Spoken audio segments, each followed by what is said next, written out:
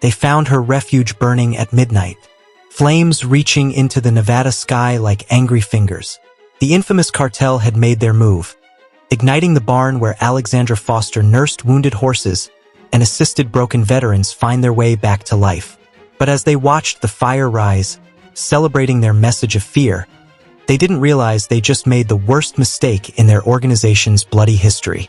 Before Alex fostered healing among rescued horses and traumatized soldiers, she spent 15 years as a Force Recon Marine, conducting the kind of secret missions that turned skilled operators into legends. The cartel thought they were dealing with a stubborn woman who needed to learn her place. Instead, they just declared war on someone who'd spent her entire military career teaching elite soldiers how to dismantle organizations much more lethal than theirs. Over the next 5 days, the Borderlands would witness something unheard of. How one woman's tactical genius and unyielding resolve could transform a small community into an unstoppable force using nothing but her military experience, a network of loyal veterans, and the kind of strategic warfare that brings armies to their knees. Alex was about to remind the cartel of an ancient truth. The most dangerous predators aren't the ones that announce themselves with roars and threats. They're the quiet ones, the patient ones, the ones who've seen enough combat to know that true victory doesn't come from superior firepower. It comes from turning your enemy's strength into their greatest weakness. Before we jump back in, tell us where you're tuning in from, and if this story touches you, make sure you're subscribed because tomorrow I've saved something extra special for you. Dawn breaks over Hope Valley Horse Refuge, painting the desert sky in shades of amber and gold. Alexandra Foster moves with quiet efficiency through the morning feeding routine, her movements precise and economical. At 42, she carries herself with the kind of fluid grace that speaks of years of physical discipline, though few would guess the true extent of her training. "Easy there, Storm," she murmurs to a skittish black stallion, her voice low and steady. The horse, rescued from an abandoned ranch 3 months ago, still shows signs of abuse, but Alex has patience born from experience, both with traumatized animals and damaged humans. Sarah Jenkins, the local veterinarian, pulls up in her dusty pickup. "Morning, Alex. How's our problem child doing?" "Better. Still spooks at sudden movements, but he's eating regularly now." Now, Alex's eyes scan the horizon as she talks. Old habits that have saved her life more times than she can count. Sarah notices the subtle assessment. "Saw some unusual traffic on the way in. 3 black SUVs heading toward town. Not our usual morning visitors." Alex's expression doesn't change, but her mind catalogs the information with military precision. Description: tinted windows, new models, Mexican plates. One had a cracked tail light, left side. Donald Mitchell's ranch truck appears at the end of the long driveway, kicking up dust. The elderly rancher parks haphazardly, his usual careful manner replaced with urgency. "Alex, you need to hear this. They're buying up properties. 3 ranches sold this week, way above market value. Cash offers no one in their right mind would refuse." "The Hendersons?" Alex asks, though she already suspects the answer. "Signed the papers yesterday, but that's not the worst part. Miller tried to hold out this morning. His barn burned down. Police are calling it electrical, but..." Alex's jaw tightens almost imperceptibly. She knows this pattern, has seen it in other parts of the world. First come the offers, then the accidents, then the violence. Sarah, check Storm's leg, then head home. Don's right, this isn't normal business. She turns to Mitchell. "Tell Helen to activate the phone tree. Anyone who hasn't sold, they need to be alert." "You think it's really them, the cartel lost Jaguari?" Alex confirms. "They've been moving north, taking properties along the border, creating distribution routes." Sarah's hand trembles slightly as she packs her medical bag. "What do we do?" Alex's response is interrupted by the sound of approaching vehicles. 3 black SUVs, exactly as Sarah described, rolling up her driveway with the kind of confident slowness that speaks of assumed authority. "Don, Sarah, get inside, use the back door. Call Martinez. Tell him we've got visitors." As her friends retreat, Alex continues brushing Storm, her movements unhurried, but her mind is already running scenarios, noting angles, distances, potential cover. The refuge's layout, carefully designed over years, suddenly reveals its tactical advantages. The SUVs stop in a practiced formation, one blocking the exit, two creating a classic intimidation triangle. 6 men emerge, dressed too well for the desert heat. The leader, wearing an expensive suit that screams cartel money, approaches with a practiced smile. M. Foster, I'm Antonio Ramirez. We have a business proposition to discuss. Alex continues her work, letting them wait. She learned long ago that true power never rushes to prove itself. Not interested in selling. I don't think you understand. Ramirez's smile doesn't waver, but his eyes harden. We're not actually asking. This valley is changing, progress, you might say. Smart people adapt, others. He glances meaningfully at Miller's ranch in the distance, where smoke still rises from the burned barn. Now Alex turns, meeting his gaze for just a moment. Something in her eyes makes Ramirez step back involuntarily. It's a look he's seen before, but never expected here. The flat, calculating stare of a predator assessing prey. Let me be clear. Alex's voice carries the kind of quiet authority that makes even hardened men listen. This refuge isn't for sale, not now, not ever. Whatever you're planning for this valley, you should reconsider. Ramirez recovers quickly, anger replacing his momentary uncertainty. Accidents happen, Miss Foster, especially to stubborn people who don't understand business. It would be a shame if something happened to your horses or your veterans.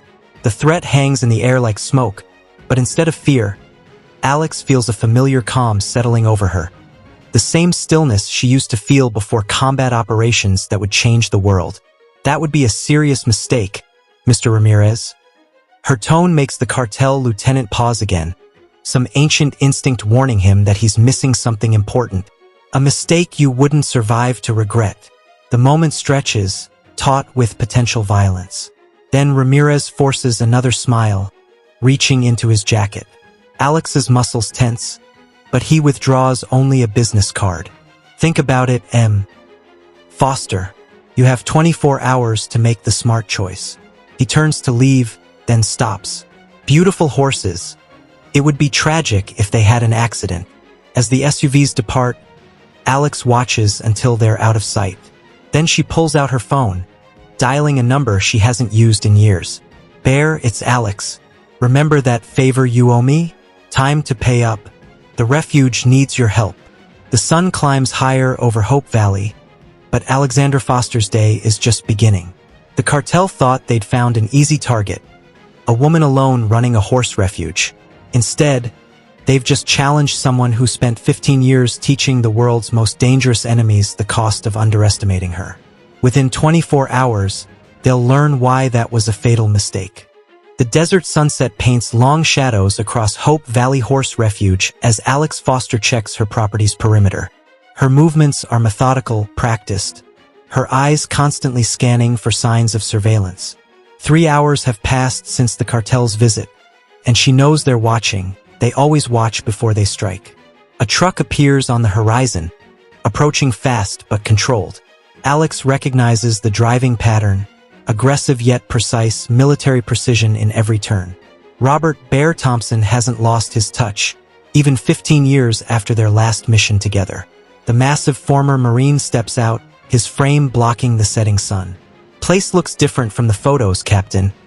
He still uses her old rank, a reminder of shared battles. Retired now, Bear. Just Alex. She embraces her former teammate, noting how he's also scanning the surroundings. Thanks for coming. Saw 3 vehicles watching the access road. Amateur hour. They think parking behind scrub brush hides them. Alex nods. Lost Jaguari, moving up from Mexico, taking properties for distribution routes. They've already burned out one neighbor. Inside the main house, Alex pulls out detailed maps of the valley. Bear studies them with the focus of a career soldier, noting elevations, approaches, potential choke points. You didn't build this place randomly, he observes. Every barn, every fence line. They're all positioned for maximum visibility, multiple escape routes, overlapping fields of fire. Old habits. Alex marks locations where she spotted cartel surveillance. They gave me 24 hours to sell. That means they'll move in 20. Classic intimidation timeline. Make the threat, strike before they expect you to be ready. Bear examines the refuge's layout again. You got 8 veterans staying here now, plus 4 more who work regular shifts. All combat experienced, all trustworthy. A knock at the door interrupts them. Sheriff Joseph Martinez enters, his expression grim. Alex, we've got trouble. Just found 2 more burned-out barns. They're escalating faster than usual. They think they're being smart, Alex replies. They're hitting multiple targets, spreading law enforcement thin. County's overwhelmed. State police are tied up with a major operation up north. We're on our own out here. Bear shares a look with Alex. Just like old times. Sarah Jenkins' truck roars up the drive. The veterinarian clearly agitated. Alex, they're at the Miller place again. 3 SUVs, men with guns. They're not even trying to hide it anymore. Alex makes a decision. Joe, how much can you look the other way? The sheriff considers carefully. Officially, I'm understaffed and focused on the barn fires. Anything that happens without clear evidence? Well, response times are slow out here. Good. Bear makes the calls. Everyone on the old team who's within range. Sarah tells Helen Mitchell to gather the community at the church tonight. Time to show these people what they're really dealing with. As her allies disperse, Alex heads to the stables. The veterans working there sense the tension, their own combat instincts kicking in. Mike Chun, a former Army Ranger, approaches. Trouble coming, boss? Already here. Get everyone combat ready. Remember your training. The refuge buzzes with controlled activity as Alex's plan takes shape. Veterans check sight lines and establish communication protocols. Bear sets up a command center in the barn's hidden basement, a facility Alex built years ago, hoping she'd never need it. A drone passes overhead, Cartel surveillance stepping up their game. Alex allows herself a small smile. Let them watch, let them think they're gathering intelligence. Every bit of information they collect is exactly what we want them to see. Donald Mitchell returns, this time with his wife Helen. Community's worried. Alex, these cartel boys, they're not just burning barns anymore. They're threatening families. That's why we're meeting tonight. Time to remind everyone what this valley really is. Not just ranches and farms, but a community, one that knows how to protect itself. As night falls, vehicle lights appear on the valley roads, residents heading to the emergency meeting. Alex watches them through high-powered optics, noting cartel vehicles tracking the movements. They're getting bolder, more aggressive. She observes exactly as she expects. They're moving up their timeline, Bear notes. That drone flight, the open surveillance, they're not waiting 24 hours. Good. Alex checks her watch. Means they're getting nervous, making mistakes. Sarah returns from treating horses, her medical bag now supplemented with combat medical supplies. Like old times, she says. Better, Alex replies. This time, we're fighting for something that matters. Our home. The cartel observers watch the gathering at the church, recording faces, taking notes. They see exactly what Alex wants them to see. Scared residents meeting in panic. What they don't see are the veterans strategically positioned throughout the valley or the weapons and supplies being quietly distributed. A call comes in from one of Alex's lookouts. More cartel vehicles arriving from the south, heavily armed men moving under cover of darkness. They're preparing for something big. Right on schedule, Alex notes. Bear asks, is the team ready? Like we never stopped operating. Everyone's in position, awaiting your order. Alex studies the tactical display showing cartel movements. Everything is proceeding according to her plan. The refuge's lights burn bright, creating the image of normal evening activity. But in the shadows, her veterans move with lethal precision, preparing a welcome that Lost Jaguari will never forget. They think they're hunting us, she tells Bear. Time to show them what it feels like to be the prey. The night deepens over Hope Valley, and Alexandra Foster watches the pieces of her strategy fall into place. The cartel believes they're dealing with a simple horse refuge owner, too stubborn to know when she's beaten. By morning, they'll understand just how badly they've underestimated their target. Sheriff Martinez's radio crackles with reports of more cartel movement. Alex, whatever you're planning, must make it count. These people need to understand they can't take our valley. Oh, they'll understand. Alex's voice carries the quiet certainty of someone who's never lost a battle. By sunrise, Lost Jaguari will learn why you never threaten a Force Recon Marine's home or the people she protects. Telling and preparing this story took us a lot of time, so if you are enjoying it, subscribe to our channel. It means a lot to us. Now back to the story. The old church sits dark against the desert night, its windows covered to prevent surveillance. Inside, tension fills the air as Alex addresses the gathered community. Farmers, ranchers, and local business owners crowd the pews, their faces showing a mix of fear and determination. Helen Mitchell stands at the podium, her voice steady despite her obvious concern. They've hit 3 more properties since sundown. The Hendersons sold this morning. The Millers are in the hospital with accidental injuries. A murmur of anger ripples through the crowd. Someone shouts, "We should call the feds." FBI is already monitoring. Sheriff Martinez responds, but they're focused on bigger operations. By the time they build a case, there won't be a valley left to save. Alex moves to the front, her presence commanding immediate attention. Lost Jaguari operates by isolating communities, making them feel helpless. But they've made a crucial mistake here. They think we're just scattered ranchers and farmers. She pauses for effect. They don't realize what we really are. And what's that? Tom Wilson, a skeptical rancher, challenges. A bunch of civilians against professional killers? No. Alex's voice carries the weight of combat experience. We're a community with over 30 combat veterans, including former special forces, rangers, and force recon. We have people who fought in every major conflict of the last 20 years, and most importantly, we have something worth fighting for. Bear activates a digital map of the valley. Red dots show confirmed cartel positions, their pattern revealing their strategy to anyone with military training. They're establishing a perimeter, Alex explains. Standard tactical encirclement, but they're making mistakes. Their positions are too obvious, their movements too predictable. A crash interrupts the meeting. Outside, gunshots echo across the valley. Sarah bursts through the door, breathless. They're hitting the Anderson place, 3 vehicles, armed men. Alex's response is immediate. Bear, Team 2. Martinez, keep everyone here. She turns to the crowd. This is what they want, to make you feel helpless, watching your neighbors suffer. Tonight, they learn that's a mistake. Outside, Alex and Bear move like shadows through the darkness. 3 more veterans join them, their movements synchronized by years of training.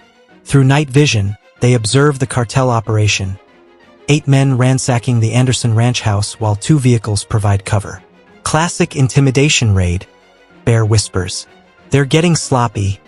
Didn't even post proper perimeter security. That's their mistake, Alex replies.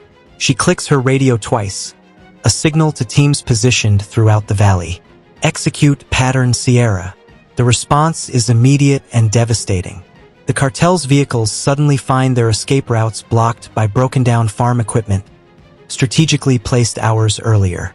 Lights from surrounding farms activate in sequence, destroying the raiders' night vision. What the hell? One cartel member shouts as his tactical advantage disappears. Alex's veterans move with practiced precision. 2 men go down to perfectly placed tranquilizer shots, humane but effective. Others find themselves trapped by prepositioned barriers, their movements predicted and countered before they began.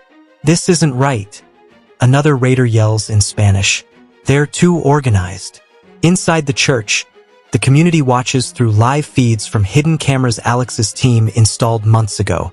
They see their defenders moving with military precision, systematically dismantling the cartel raid without firing a lethal shot.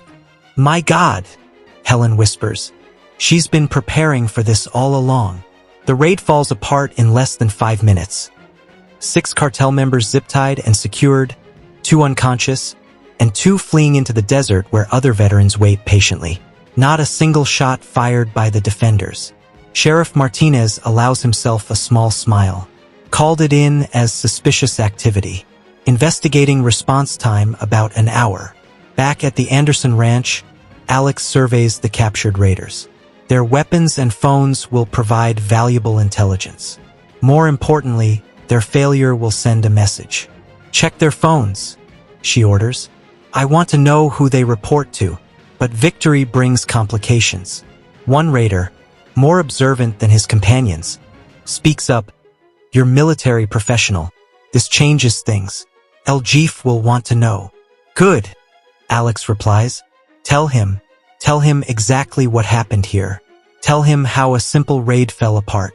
But remember, you never saw who hit you, just shadows and movement. Let his imagination do the work. Bear approaches with intel from the phones. They were supposed to hit 3 more properties tonight, part of a coordinated operation to break the valley's resistance. Now they'll regroup, analyze what went wrong. Alex studies the tactical display. They'll realize their standard tactics don't work here. That's when they'll get desperate. A call comes in from one of their observers.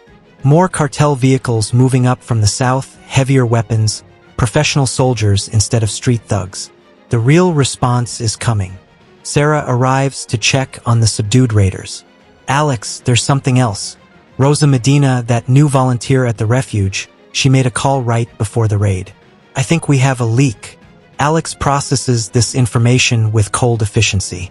A spy in their midst complicates things but can also be turned to their advantage. Let her keep reporting, she decides. Feed her exactly what we want them to know. The night's success has changed the community's mood. Where there was fear, now there's hope. But Alex knows this is just the beginning. Los Jaguari won't take this defeat lightly. They'll hit us at dawn. Bear predicts, hard and professional. No more amateur raids. I'm counting on it, Alex replies. Everything so far has been preparation. Getting them angry, making them abandon caution. Now comes the real test. She turns to Martinez. Get everyone home, lock down their properties. What happens next isn't for civilians to witness. As the community disperses, Alex watches the cartel's reinforcements arriving through her thermal scope. Their movements show military training. These aren't street thugs but professional killers. Ready for this? Bear asks, checking his equipment. They think tonight was a setback. Alex's voice carries absolute certainty. By tomorrow, they'll understand it was actually a trap. One they walked into with their eyes wide open. First light creeps across Hope Valley as Alex positions her defenders. The refuge's buildings cast long shadows, perfect cover for her veterans strategically placed in prepared positions.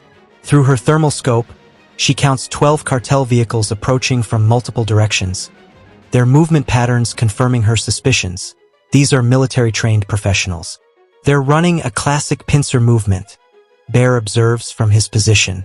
2 main forces, support units on the flanks. Someone's done their homework. Alex switches frequencies on her radio. All units, protocol echo. Remember your training. Let them commit before we spring the trap. The cartel force approaches with practiced precision, their lead elements probing for weakness, expecting resistance after last night's failed raid. Instead, they find apparent normality. Horses in the pastures, lights on in the buildings, even Rosa Medina going about her morning chores, the target in position. Target in position, a veteran reports quietly. They're staging their heavy weapons exactly where you predicted. Through her scope, Alex watches Antonio Ramirez emerge from an armored SUV. He's traded his expensive suit for tactical gear, his movements showing military training. Beside him stands a new figure, older, carrying himself with the authority of command. That's their tactical commander, Bear identifies. Colombian Special Forces background, based on their formation patterns. The cartel force deploys methodically, setting up interlocking fields of fire. They're good, professional, and disciplined, but Alex sees the flaws in their preparation, the assumptions they're making based on incomplete intelligence. Rosa's voice carries across the morning air as she talks on her phone, loud enough to be intentionally overheard. They're still sleeping, only 2 guards posted. The rest must be exhausted from last night. She's playing her part well, Bear comments. Too well, Alex responds. She's not just a spy. She's military trained. Watch her movements. The trap is baited. The cartel forces advance, their confidence growing as they encounter no resistance. Their commander signals and the first teams move toward the main stable. Now, Alex orders quietly. The valley erupts in coordinated chaos. Hidden panels in the stable walls drop, revealing prepared firing positions. The cartel's careful formations suddenly find themselves caught in preset killing zones. But Alex's veterans don't open fire, not yet. What the hell? The Colombian commander shouts as his tactical advantage evaporates. It's a setup. Rosa moves with sudden lethal grace. But instead of turning on Alex's people, she draws down on Ramirez. Federal agent. Everyone stand down. The revelation hits like a thunderbolt. Rosa isn't cartel. She's undercover law enforcement. The cartel commander reacts instantly, opening fire. Rosa dives for cover as bullets tear through the morning air. Protect the agent, Alex commands.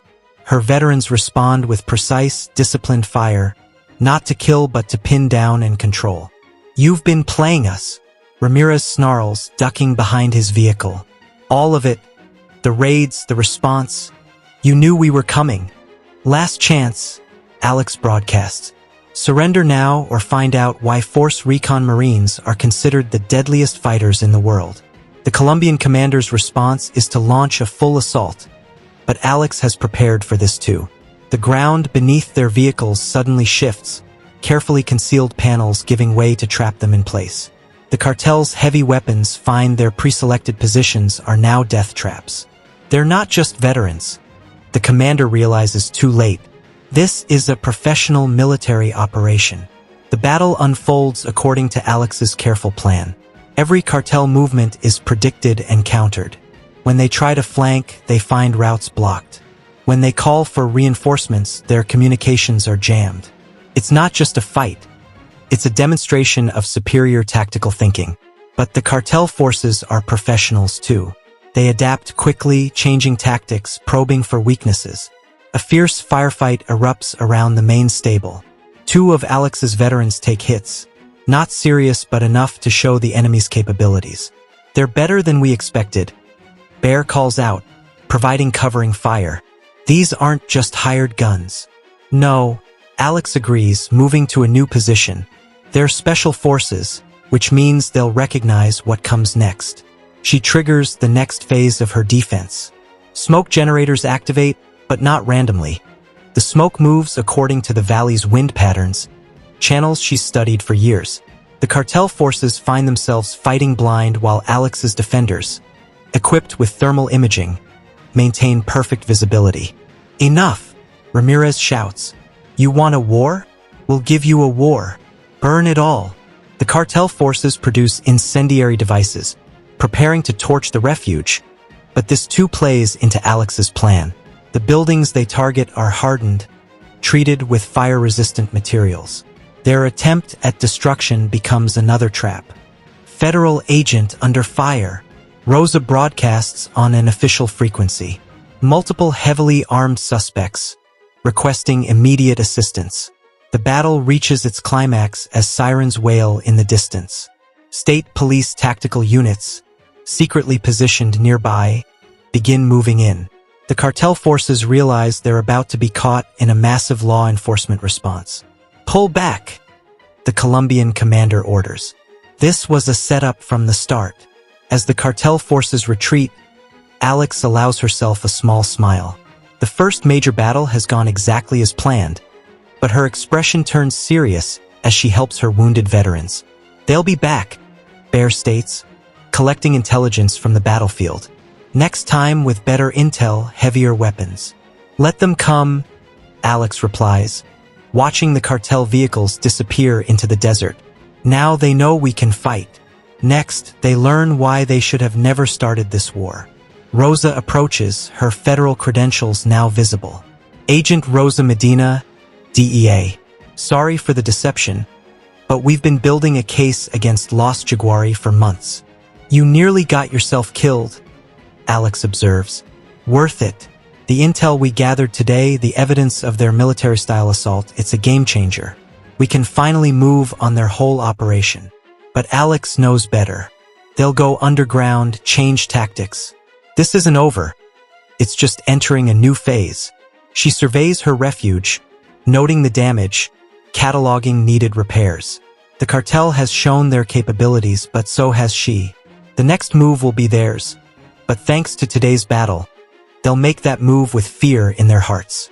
Get ready, she tells her team. They're done playing by the rules. What comes next will test everything we know about warfare. Midday sun beats down on Hope Valley as Alex assesses the morning's damage. 2 of her veterans, Mike and Jason, are being treated for gunshot wounds in the refuge's converted medical bay. Sarah works efficiently, her veterinary skills translating well to human patients. Could have been worse? Mike grunts as Sarah removes a bullet from his shoulder. They were aiming to kill. Agent Medina stands in the doorway, her DEA jacket replaced with tactical gear. Los Jaguari doesn't take humiliation well. The fact that you drove them off, they'll respond with everything they have. Good intel on their commander? Alex asks, cleaning her rifle while maintaining conversation. Victor Santos, ex-Colombian Special Forces, built his reputation turning military tactics into cartel operations. He's never failed to take territory he wants. Bear enters with surveillance photos showing cartel vehicles grouping at abandoned ranches across the valley. They're not retreating, just repositioning. Different pattern than before, more distributed, harder to track. Alex studies the photos, noting subtle details others might miss. They're adapting. No more direct assaults. They'll try to wear us down, probe for weaknesses. Sheriff Martinez arrives, his expression troubled. State police want to take over, say it's too big for local law enforcement, and lose our tactical advantage? Alex shakes her head. The moment this becomes an official operation, the cartel goes to ground. We lose our chance to end this permanently. A wounded horse whinnies in pain from the stable, drawing Alex's attention. During the firefight, one of the refuge's rescues took a stray round. The animal's distress cuts deeper than any tactical concern. This is what they do. Alex's voice carries controlled anger. They don't just hurt people. They destroy everything good in their path. Sarah finishes treating Mike's wound. 3 more families left the valley this morning. People are scared, Alex. Not of the cartel, of what this fight might cost. Show them, Agent Medina suggests. Let them see what they're really fighting for. Alex considers this, then nods. Call another community meeting tonight, but not at the church. Here at the refuge. Time they understood what we're really protecting. As sunset approaches, vehicles arrive at the refuge. Not just locals this time, but media too. Carefully selected by Martinez to document what's happening. Alex leads them through the facility, showing not just the damage from battle, but the purpose behind everything they defend. This isn't just a horse refuge, she explains, her voice carrying to the gathered crowd. Every animal here has a story. Every veteran who works here is reclaiming their life. When the cartel burns places like this, they're not just destroying property, they're destroying hope. A veteran named Tom steps forward, his therapy horse beside him. 6 months ago, I couldn't leave my house. PTSD had me trapped.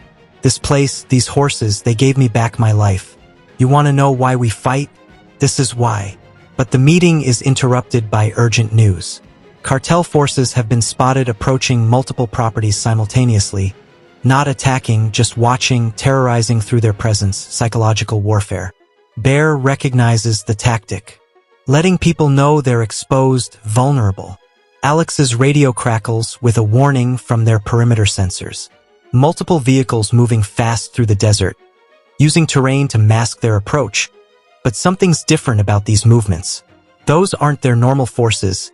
Agent Medina warns, checking thermal readings. That's their elite unit, Los Halcones. Santos is done playing nice.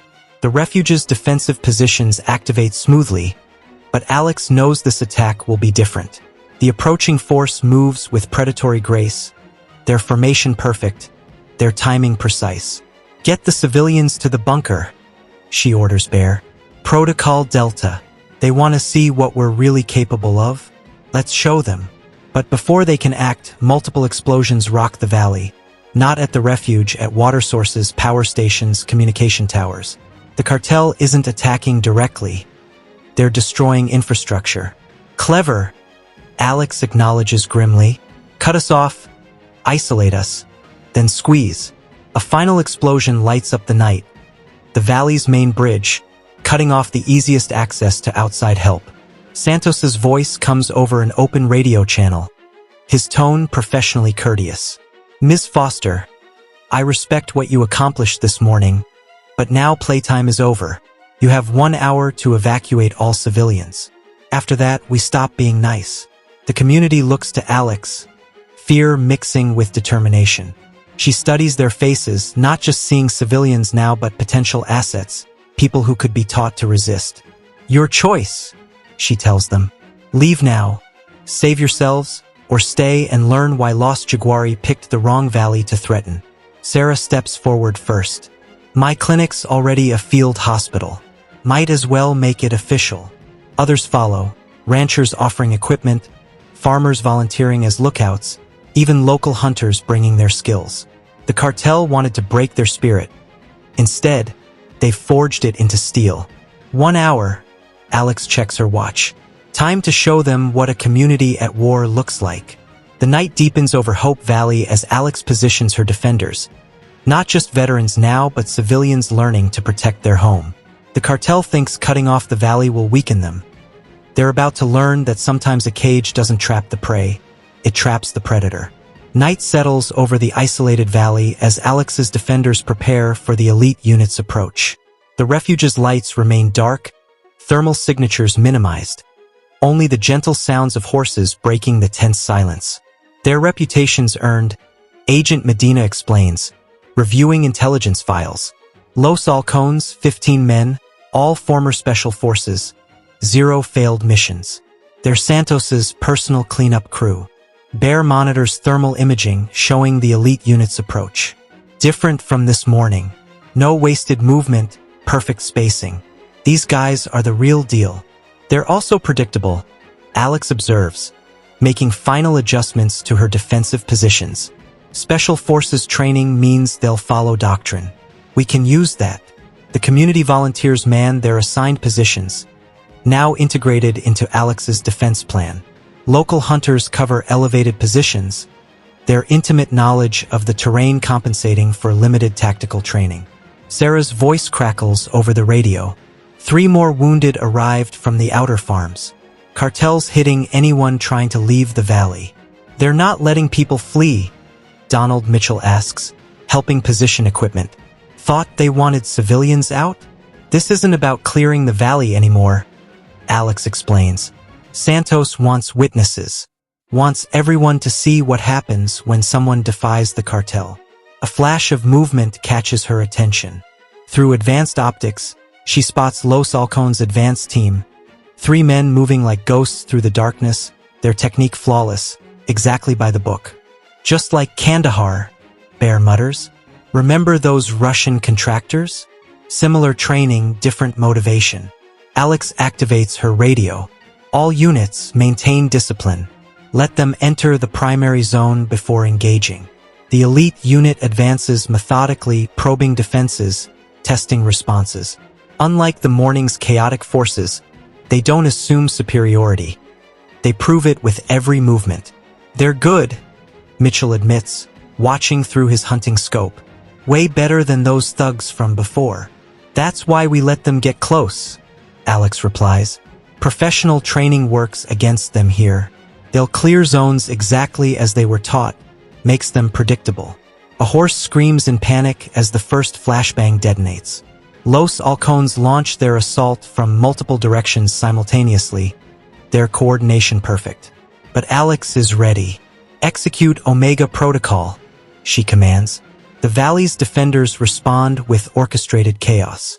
Hidden speakers activate, broadcasting recorded combat sounds from different locations. Thermal decoys draw attention while the Real defenders remain concealed. Psychological warfare works both ways. Alex observes as the elite unit hesitates, their perfect formation wavering as their intelligence proves false. Santos's voice carries across the battlefield. Impressive setup, Captain Foster. Your reputation in Force Recon was well earned. Alex freezes. That information wasn't public. Santos continues. Remember Bogota? 2015? You shut down our entire operation. Never knew who did it until now. You were Cartel back then. Alex broadcasts back. Thought you were still military. Same skills, better pay. That operation cost me 3 years of work. Time to return the favor. Los Halcones attack with renewed intensity. Their movements now focused on specific targets. They're not just assaulting the refuge. They're hunting Alex personally. They're hurting us, Bear warns, pushing us toward that choke point by the creek. No, Alex realizes. They're pushing the defenders away from. Her eyes widen. The medical bay. Sarah, evacuate now. But it's too late. Explosions rock the converted clinic. Not to destroy, but to create chaos. Confusion. In the mayhem, Los Halcones demonstrate their true capability. They're taking wounded hostages. Agent Medina reports, anger in her voice, using them as leverage. Santos broadcasts again, your choice, Captain. Surrender the refuge or watch your people suffer. You have 1 hour to decide. The defenders regroup at the main barn, morale shaken. For wounded veterans captured along with Sarah and 2 civilian volunteers. Los Halcones didn't just demonstrate their skill. They changed the entire nature of the conflict. We can't risk the hostages, Martinez argues. These aren't cartel thugs. They'll execute them without hesitation. But Alex's expression shows grim determination. Santos made a mistake. He thinks he knows me from Bogota, thinks he can predict my response. She turns to Bear. Remember why that operation succeeded? Bear's eyes light up with understanding. We weren't the assault force. We were the distraction. Exactly. Alex activates a hidden panel in the barn wall, revealing communications equipment that surprises even Agent Medina. Time to call in some favors. Santos thinks he knows what he's dealing with. Time to show him how wrong he is. She sends a coded transmission not to law enforcement or military, but to someone else. Someone even Los Halcones won't expect. Who did you just contact? Agent Medina demands. The only people Santos fears more than law enforcement. Alex's reply carries deadly certainty. His own cartel's rivals. Sometimes the best way to fight monsters is with other monsters. The night grows darker as Alex's defenders prepare for what's coming. They've lost the first round against Los Halcones, but the real battle is just beginning.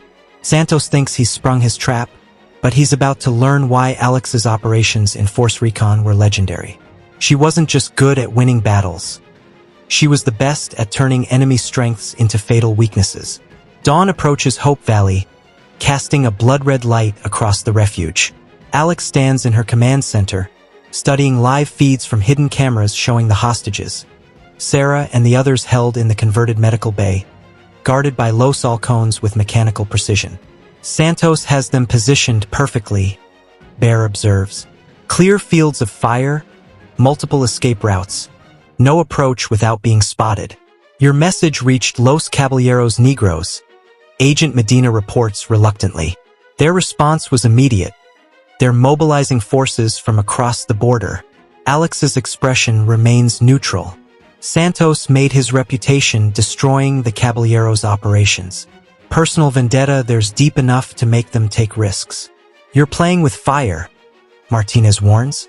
Bringing in rival cartels could turn this valley into a war zone. It's already a war zone. Alex switches camera feeds, showing Los Halcones' patrol pattern. Santos thinks he's recreating Bogota, but he never understood what really happened there. The refuge's remaining defenders prepare for whatever comes next. Donald Mitchell organizes local hunters into observation teams, their knowledge of the land proving invaluable. Movement at the South Ridge, a spotter reports. 3 vehicles approaching, not cartel patterns. Through her scope, Alex identifies the new arrivals, federal tactical units responding to the situation, but something's wrong with their approach. They're not following standard procedure. Agent Medina notes. Those aren't real feds. Santos's men, Alex confirms, using captured equipment mimicking federal response, trying to flush out our positions. The fake federal units deploy with professional precision, but Alex spots the flaws in their performance. Small details that prove they're cartel operators playing dress-up. Santos's voice crackles over their radio. Impressive security setup, Captain. Those cameras are well hidden, but you're not the only one who learned from Bogota. Alex's team tenses. Their surveillance has been compromised, but instead of concern, Alex shows grim satisfaction. He's trying to prove he knows our capabilities, she explains, which means he's worried. Los Halcones never failed a mission until now. More vehicles appear on the horizon, civilian trucks moving with military precision. The caballeros making their presence known. This is going to explode, Martinez predicts. We need to get those hostages out before an explosion rocks the valley. Not at the refuge, but at one of Los Halcones' blocking positions, the rival cartel announcing their arrival with characteristic violence. Santos won't expect us to move during the chaos. Alex activates her radio. All units, prepare for Operation Shadow. Remember your training. Timing is everything. But Santos proves again why he's feared. Los Halcones respond to the attack with brutal efficiency, turning the Caballeros' aggression against them. The rival cartels advance stalls under precise counterfire. They're too good. Bear watches through tactical displays. Even outnumbered, they're controlling the battlefield. Because they're fighting the wrong enemy, Alex replies. Watch their positions. Every move is designed to counter a cartel attack. They're not watching for. Her words are interrupted by Sarah's voice broadcast across all frequencies. South window, they're executing wounded. Can't stop them. Santos's response is immediate.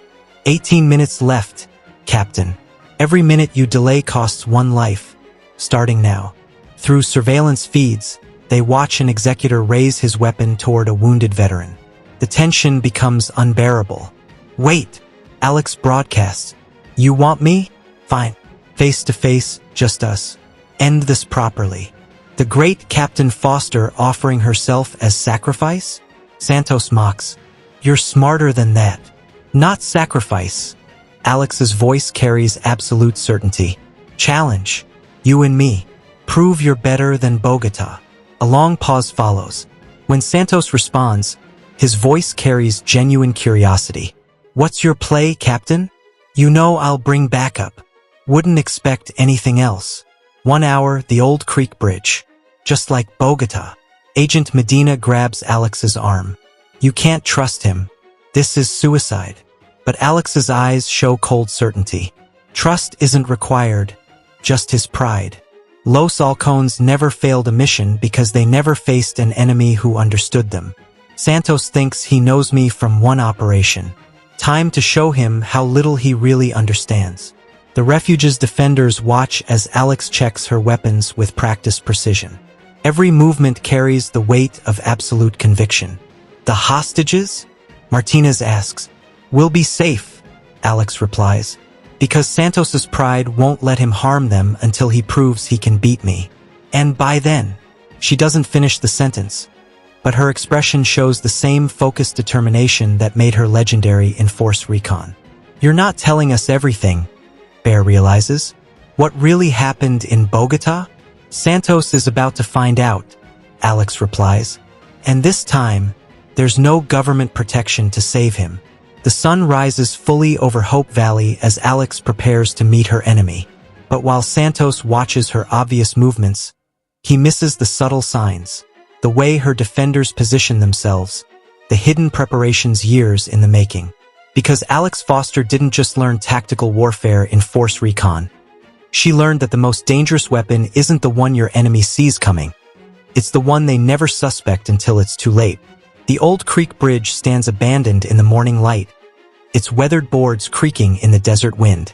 Alex approaches alone, her movements measured, deliberate. Through concealed earpieces, She monitors her team's preparations. Los Halcones holding standard defensive formation. Bear reports from his position. 12 men covering all approaches. Too professional to bunch up. Caballero's forces spotted on the ridgeline. Agent Medina adds.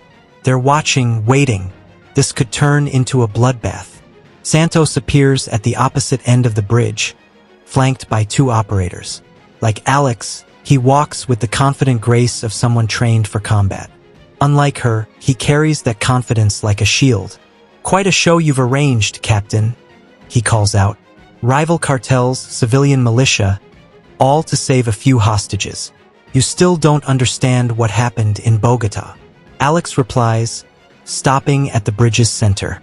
You never asked why a force recon team was there in the first place.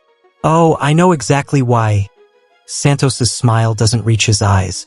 Black Ops targeting cartel leadership. My first command after leaving the military. You cost me everything. Wrong. We weren't targeting the cartel. Alex's voice carries absolute certainty. We were protecting it. The revelation hits Santos like a physical blow. Behind him, his operators shift uneasily. Your predecessor was working with terrorist cells, Alex continues, trading drugs for weapons. We couldn't let that happen. So yes, we destroyed your operation, but only to save the cartel from itself. Lies. Santos snarls, but doubt creeps into his voice. Check your old files. Ask why certain leaders suddenly retired after that night. You were never our target, Santos. You were the solution. While they talk, hidden movements occur across the valley. Alex's veterans execute precision maneuvers, not to attack, but to position themselves exactly where Santos expects them. Even if that's true, Santos regains his composure. It doesn't matter now. You humiliated Los Halcones. That can't stand. Interesting choice of words, Los Halcones, not us. You're not really one of them, are you? Again, Santos's operators exchange glances. Alex presses her advantage. You were military, same as me, following orders, serving a purpose. Now you're just a thug with expensive weapons. How's that feel? Enough! Santos draws his sidearm. No more games. Surrender the refuge, or the hostages die. But Alex sees what he doesn't. The subtle shift in his men's posture. The first cracks in their absolute loyalty. You know what really happened after Bogota? She takes a step forward. The cartel promoted you not because you fought us, but because you showed honor, integrity. They needed someone who could maintain order. Through her earpiece, Bear whispers, teams in position, waiting for your signal. Santos's weapon doesn't waver, but his eyes show conflict. You're stalling. Why? Because unlike you, I never stopped serving a purpose. Alex's voice carries the weight of absolute truth. This refuge, these people, they're not just civilians. They're what we fought for, what we believed in. A shot rings out, not from the bridge, but from the medical bay. Through her tactical feed, Alex watches her plan unfold. What was that? Santos demands. The sound of Los Halcones learning why you don't threaten wounded veterans. Alex's smile is predatory. Your men are good, Santos, but they never faced their own kind before. Breach Team 1, execute. Alex commands. The refuge erupts in coordinated chaos. Los Halcones find their perfect defensive positions suddenly compromised. The hostages, far from helpless, demonstrate why wounded veterans are still dangerous fighters. You didn't bring me here to negotiate, Santos realizes. You needed us focused on you, away from the real attack. Just like Bogota. Alex confirms. You saw the obvious threat, missed the real one. Santos raises his radio, but Alex's next words freeze him. Those aren't your men anymore, by the way. Check their patches. With dawning horror, Santos recognizes the truth. During the night, Alex's call hadn't just alerted the Caballeros. It had reached other former military operators, men who'd served with Los Halcones before Santos took command. Your team has a new mission, Alex explains. Protecting the refuge. Their choice, not mine. Turns out there's honor among warriors after all. The bridge creaks ominously and Santos processes his defeat. Not just tactical but complete. His own men, the elite unit he'd commanded, had chosen their old loyalties over cartel money. The cartel will never forgive this, he warns. The cartel has bigger problems. Alex nods toward the ridgeline where federal tactical units, real ones this time, take position, like explaining why their supposedly legitimate business operation just conducted a military assault on U.S. soil. The morning sun climbs higher as Santos realizes the full scope of his failure. But Alex isn't finished. You have a choice now, same one you had in Bogota. Be a soldier again or die a cartel thug. Choose carefully. Some mistakes can't be undone. Midday heat shimmers over Hope Valley as Alex oversees the refuge's reorganization. Former Los Halcones operators work alongside her veterans, their elite training evident in every movement, but tension remains. Trust doesn't come easily to men trained in betrayal. 8 of them switch sides, Bear reports, watching the new allies secure the perimeter. 4 stayed loyal to the cartel, escaped during the confusion. Santos makes 9. The former cartel commander stands apart, watching his men integrate with their former enemies. His decision to stand down had surprised everyone except Alex. They're holding back information, Agent Medina warns. Cartel operators don't just switch sides without reason. They're not cartel, Alex corrects, checking defensive positions. They're soldiers who lost their way. Big difference. Sarah approaches, arm in a sling from the escape fight.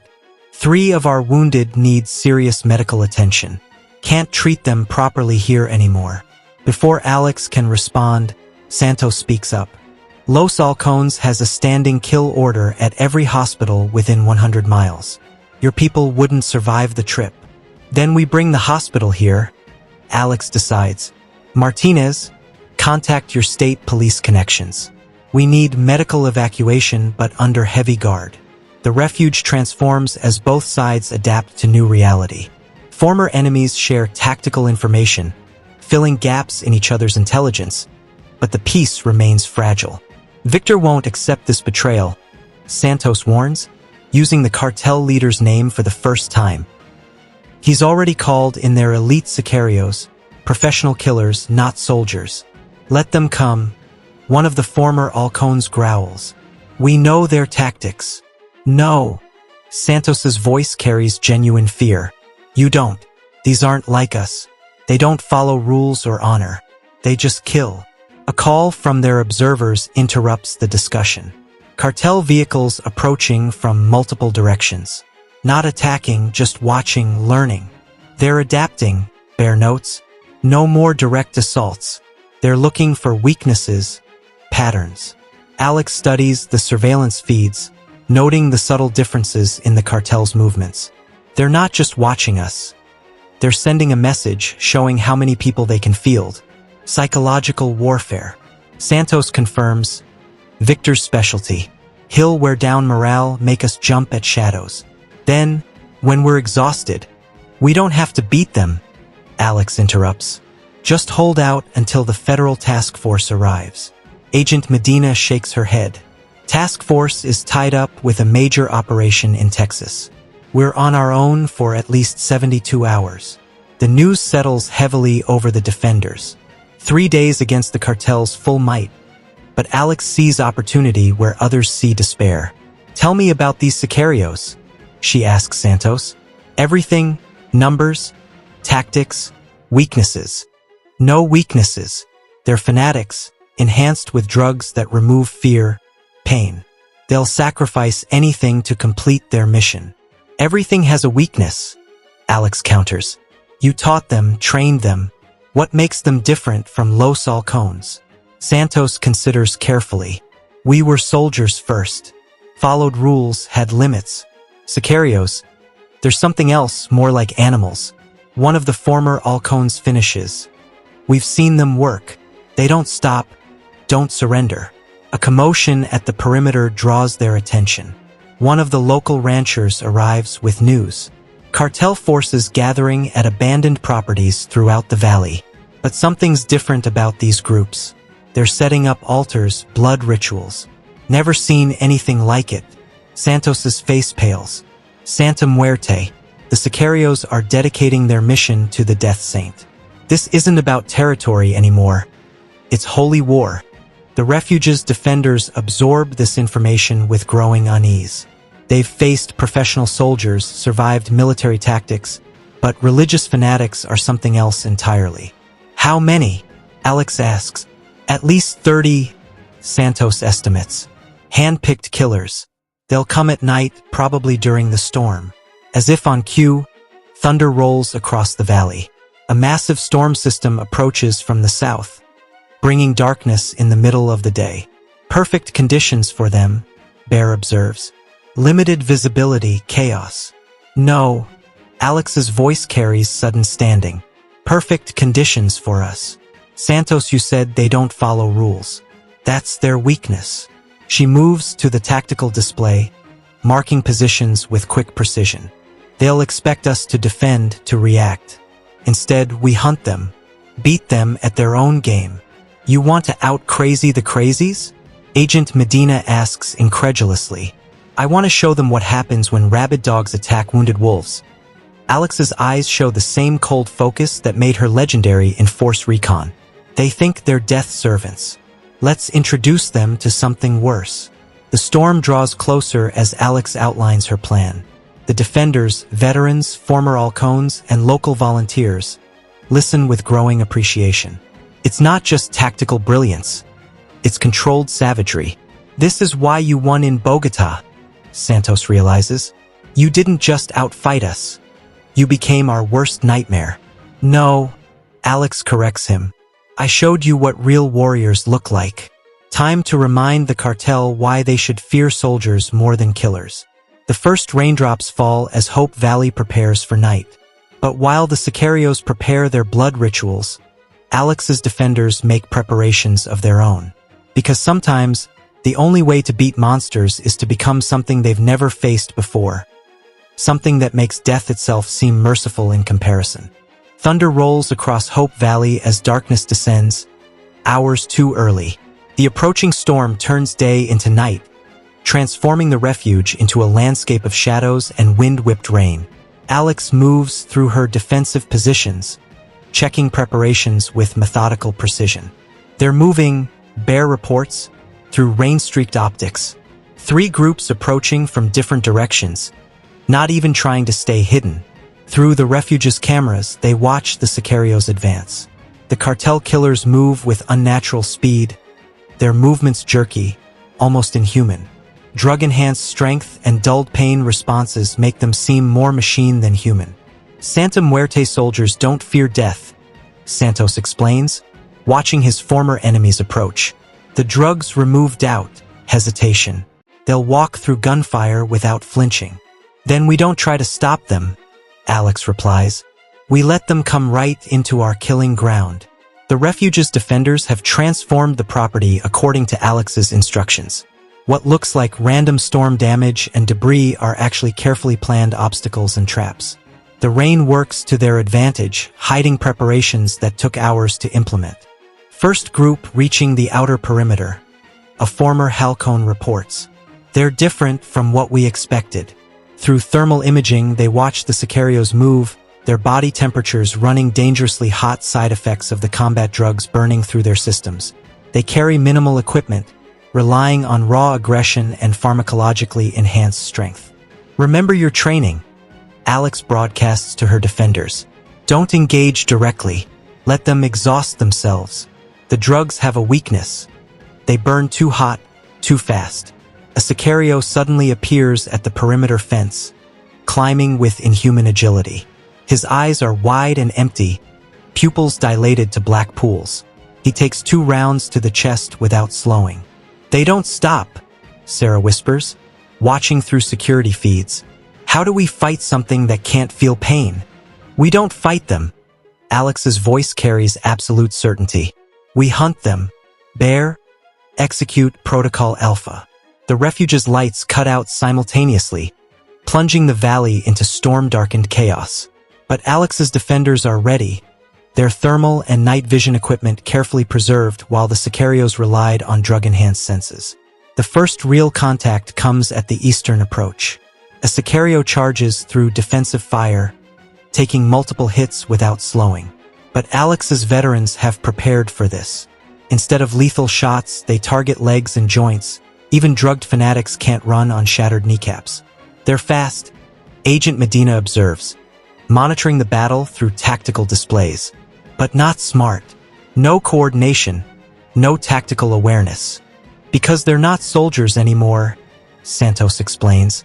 The drugs make them fearless but destroy higher thinking. They can't adapt, can't plan. Alex watches the patterns emerge. The Sicarios attack with berserker fury but follow predictable paths. Their drug-induced courage becomes a weakness, making them charge straight into prepared kill zones. Second wave incoming, Bear warns. They're using the first group to map our defenses. Let them come, Alex orders. Drive them toward the flood zones. The storm's intensity increases, turning the valley's dry washes into raging torrents. Areas that look like solid ground become death traps of mud and rushing water. The Sicario's superhuman strength means nothing against nature's raw power. A massive lightning strike illuminates the battlefield. In that frozen moment, the defenders see the full horror of their opponents.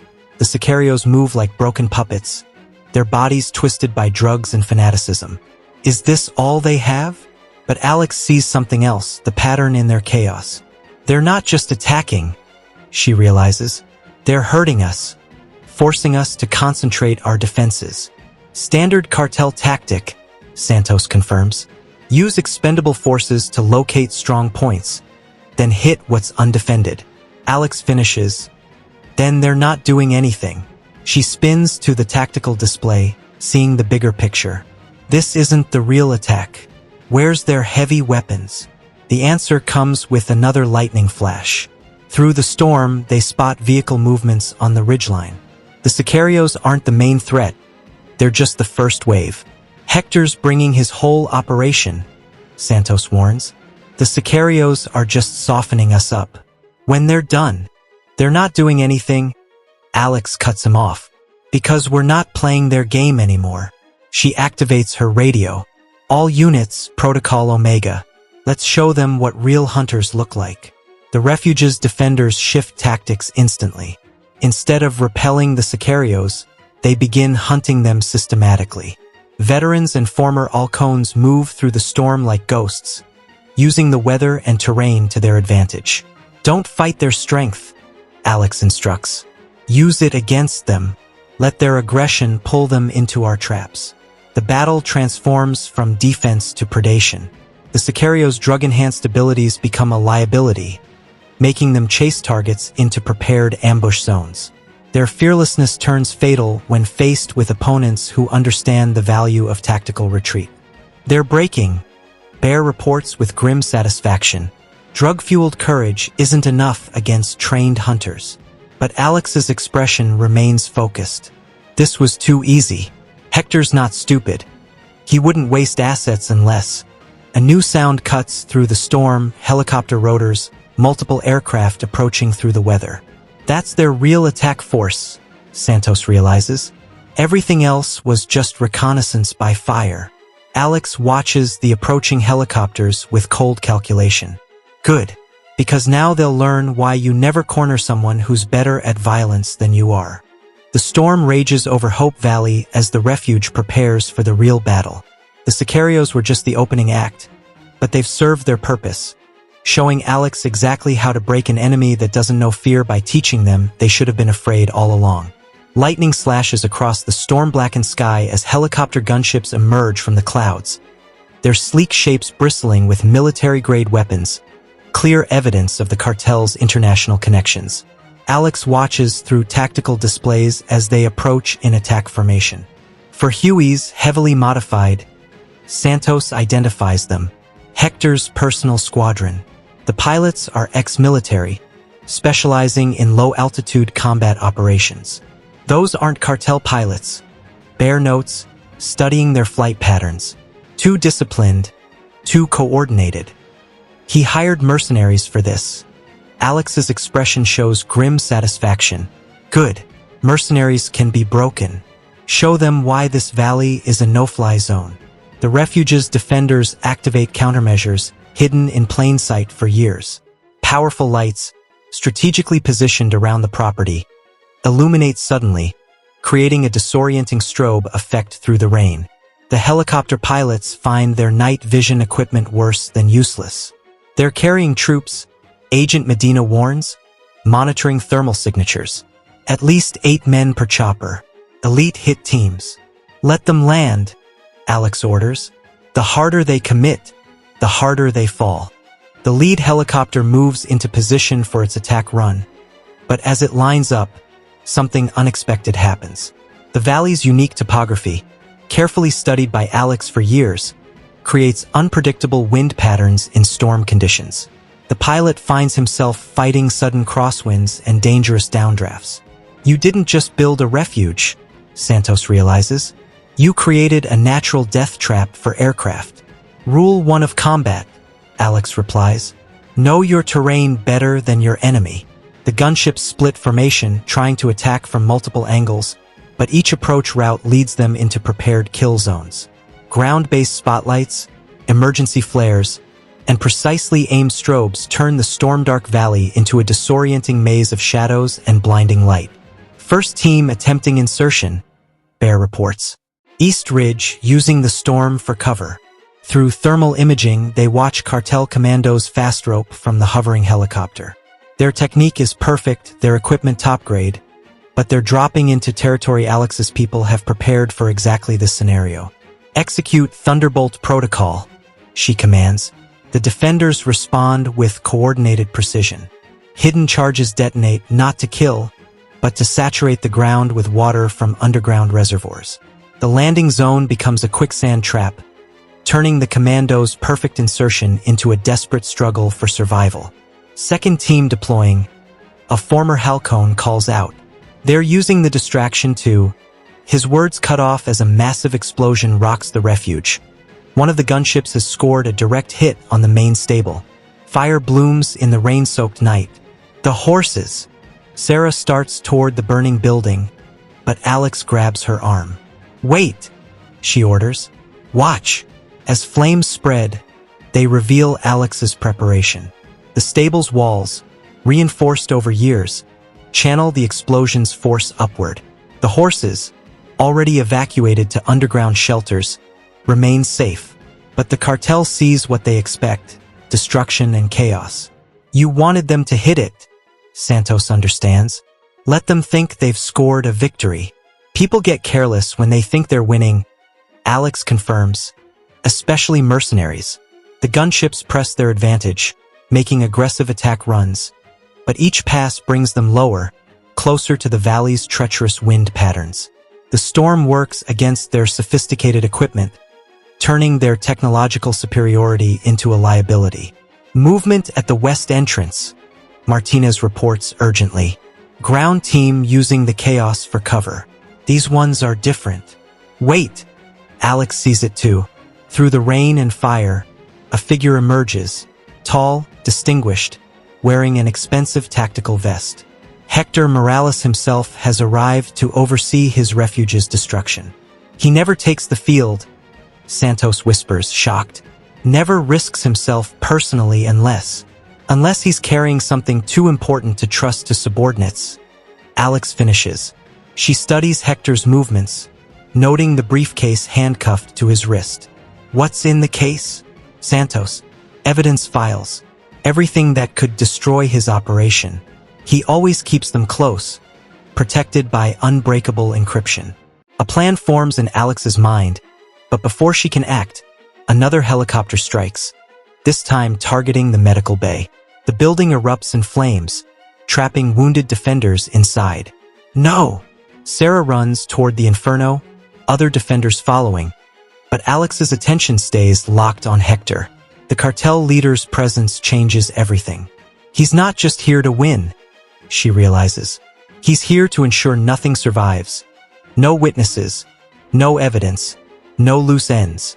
The battle reaches a crucial moment. More commandos repel from hovering gunships while Hector's ground team advances methodically. The refuge burns despite the rain, years of work erupting in flames. We're losing it, Martinez states the obvious. Even if we hold them off, the refuge is done. But Alex sees opportunity in disaster. Santos, you know his security protocols? That case never leaves his side. Never. The encryption key is biometric. Only his fingerprints and retinal scan can open it. Then we don't need the case. Alex's voice carries deadly purpose. We need him. The storm rages as she outlines her plan. It's audacious, borderline suicidal. But as the refuge burns and helicopters circle like mechanized vultures, audacity becomes their only option. You'll never get close enough, Santos warns. His security team won't be expecting us to attack. Alex cuts him off. Because no one's crazy enough to charge an enemy that has total air superiority. She turns to her defenders, seeing the same determination in their eyes. Time to show them why you don't burn down a warrior's home, even if you have an army to back you up. The night erupts in fire and thunder as Alex's forces prepare for their counterattack. Because sometimes, the only way to defeat overwhelming force is to do exactly what your enemy thinks is impossible, even if it costs you everything you're fighting to protect. The burning refuge paints the storm-racked night in hellish orange as Alex's forces prepare for their desperate gambit. Through rain and smoke, they watch Hector's security team advance with mechanical precision, the cartel leader protected at their center. His personal guards are former Israeli special forces, Santos explains, checking his weapons. They don't just protect him. They predict threats, eliminate them before they develop. That's their weakness, Alex replies, making final adjustments to her tactical gear. They're looking for professional attacks, organized resistance, not complete insanity. Bear finishes understanding her plan. Hit them from all sides at once. Overwhelm their ability to predict threats. Lightning reveals Alex's forces moving into position. Veterans, former Alcones, even local hunters, all coordinating for one massive strike. The helicopter gunships continue their assault, creating the perfect cover for what's coming. Sarah, status on the medical bay? Alex asks through her radio. Most wounded evacuated to the tunnels, but Mike, he went back in for Thompson. Neither made it out. The news hits hard, but Alex channels her grief into cold focus. More friends lost, more reason to end this tonight. All units, execute Thunder Run. Remember, we only need Hector. Everything else is secondary. The attack begins with devastating suddenness. While the helicopters focus on destroying buildings, Alex's people strike from multiple directions simultaneously. The security team's perfect formation suddenly becomes a liability, trapping them in their own defensive protocols. Contact front! A guard shouts in Hebrew, spinning to engage threats that seem to come from everywhere at once. The storm and smoke make it impossible to determine numbers, turning Alex's limited forces into an apparent army. Hector remains calm, his expensive tactical gear gleaming wet in the firelight. Maintain discipline, he orders in perfect English. They're desperate, making mistakes. But Alex's attack isn't desperate. It's precisely calculated chaos. Years of training together let her people coordinate without direct communication, each team's actions supporting the others perfectly. East team, breach, Bear commands. Veterans throw smoke grenades not to conceal their approach but to force the security team to switch to thermal imaging, exactly as planned. The next phase triggers instantly. Mounted spotlights activate, their powerful beams reflected and multiplied by the smoke and rain. The guards' thermal equipment becomes worse than useless, leaving them fighting blind. They're not just attacking, Santos realizes, watching through tactical displays. They're hurting us, using our own formation against us. Hector recognizes the trap too late. His security team's tight formation, designed to protect him from conventional attacks, has become a cage. Each time they try to expand their perimeter, precisely placed fire forces them to contract again. Clever, Hector admits, his voice carrying genuine admiration. Using our strengths against us. But you forget, I don't need to win. I just need to survive long enough for the gunships to finish their work. As if on cue, the helicopters begin another attack run. But this time, something's different. Their formation is ragged, their approach hesitant. They're losing control, Santos observes. The storm's too strong, the wind's too unpredictable. A massive lightning strike illuminates the entire valley, followed instantly by deafening thunder. One helicopter banks hard, fighting sudden turbulence. Its rotor clips a hidden cable, one of dozens Alex had installed years ago, precisely positioned for moments like this.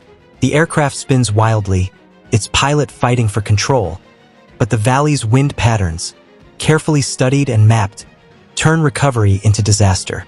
The gunship slams into the ridgeline, erupting in a massive fireball. Pattern Sierra, Alex commands. Her forces press their advantage, using the helicopter crash as cover to tighten the noose around Hector's position.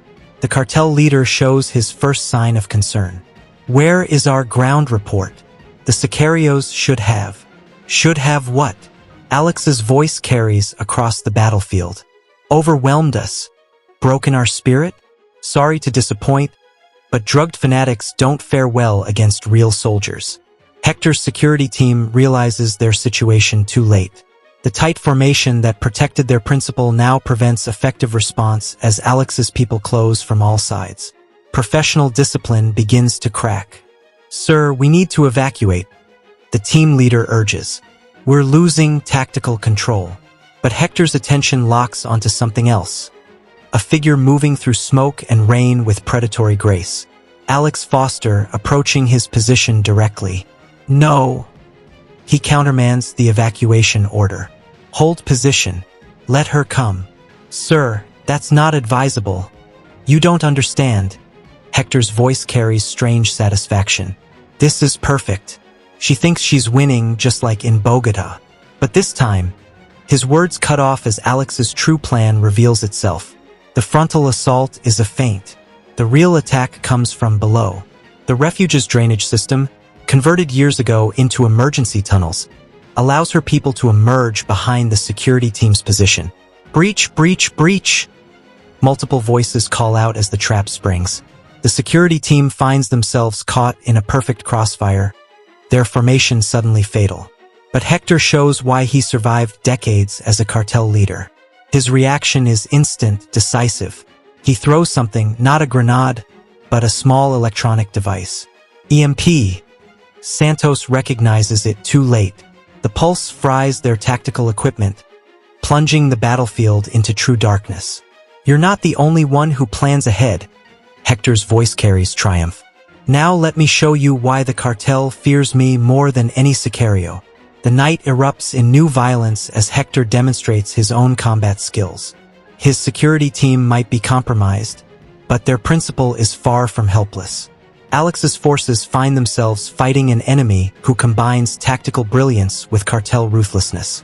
The battle becomes personal, primal, a test of will between two tactical geniuses. And through it all, the briefcase remains chained to Hector's wrist, its contents still a mystery that could change everything. The EMP blast leaves the battlefield in primal darkness, broken only by lightning and burning buildings. Without tactical equipment, both sides are forced to fight by instinct and training. Through the chaos, Alex tracks Hector's movements with practiced precision. You rely too much on technology. Hector's voice carries through rain and smoke. Real warriors understand darkness is their ally. His attack comes with shocking speed, a combination of military precision and street-fighting brutality. Alex blocks the first strikes but takes a hard hit to her ribs. Hector fights with the desperate efficiency of someone used to surviving at any cost. Impressive, she acknowledges, tasting blood. Israeli Krav Maga mixed with Colombian military hand-to-hand. But you telegraph your left side. Her counterattack exploits this weakness perfectly. Years of force recon close combat training show in every movement. Hector finds himself fighting someone who reads his style, anticipates his techniques. Around them, the battle devolves into primitive warfare. Without radio communication or night vision, Alex's defenders rely on prearranged signals. Flashbangs and emergency flares create momentary illumination, revealing snapshots of combat frozen in strobing light. Your people fight well, Hector grunts, blocking a series of strikes. But they're bleeding out. How many can you lose before morale breaks? You still don't understand what you're fighting, Alex responds, driving him back with a combination learned in far deadlier conflicts. These aren't just soldiers, they're family. As if proving her point, Sarah's voice carries through the darkness. Alex down, a warning that saves her from a security team member's attack. The veterinarian might have lost her medical equipment to the EMP, but her aim remains true. Hector uses the distraction to create distance, the briefcase still chained to his wrist. You want to know what's in here, don't you?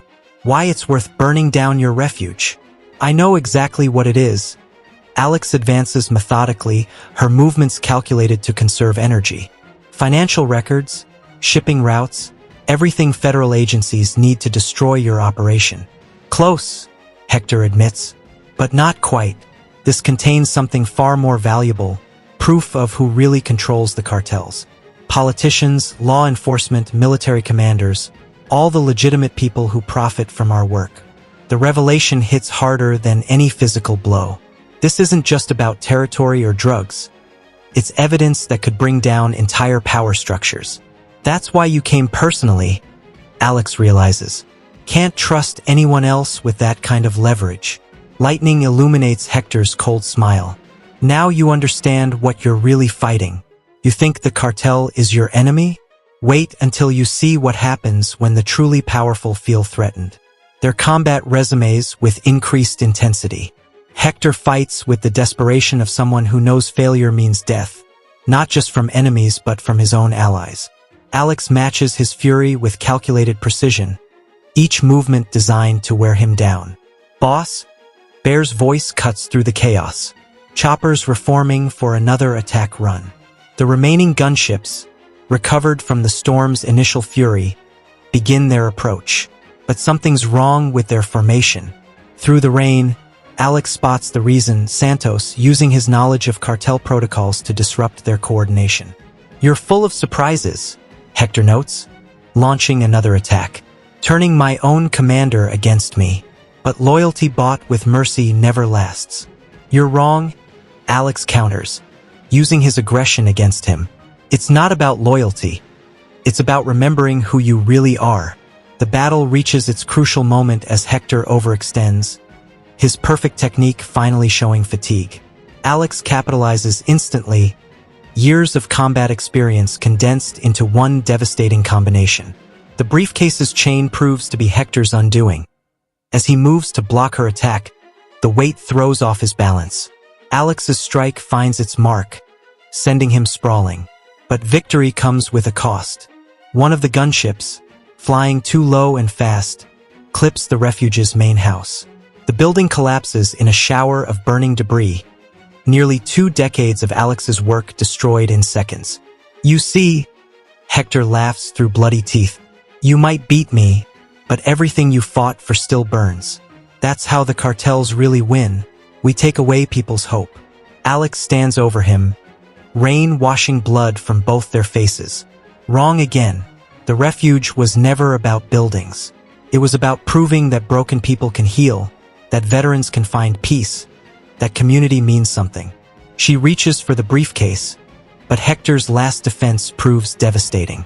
A hidden blade, concealed in his tactical gear, flashes in the darkness. Sarah's warning comes too late. The blade finds its mark, but so does her shot. Hector goes down permanently, but Alex's side blooms with crimson. The case, she orders through gritted teeth. Secure it now. As her defenders rush to comply, the remaining gunships begin their final attack run. But they face a new problem. Their own former commander, Santos, has reached the ridge with something salvaged from the crashed helicopter. A surface-to-air missile launcher, primed and ready. For the refuge, his voice carries clear through the storm as he acquires his target. The night erupts in new fire as the battle enters its final phase. But even as blood soaks her uniform, Alex allows herself a grim smile, because sometimes victory isn't about who's left standing. It's about proving that some things are worth any sacrifice to protect. The valley echoes with the sound of anti-aircraft fire as Santos targets the remaining gunships. His first shot streaks through the rain-filled sky, forcing the helicopters to break formation.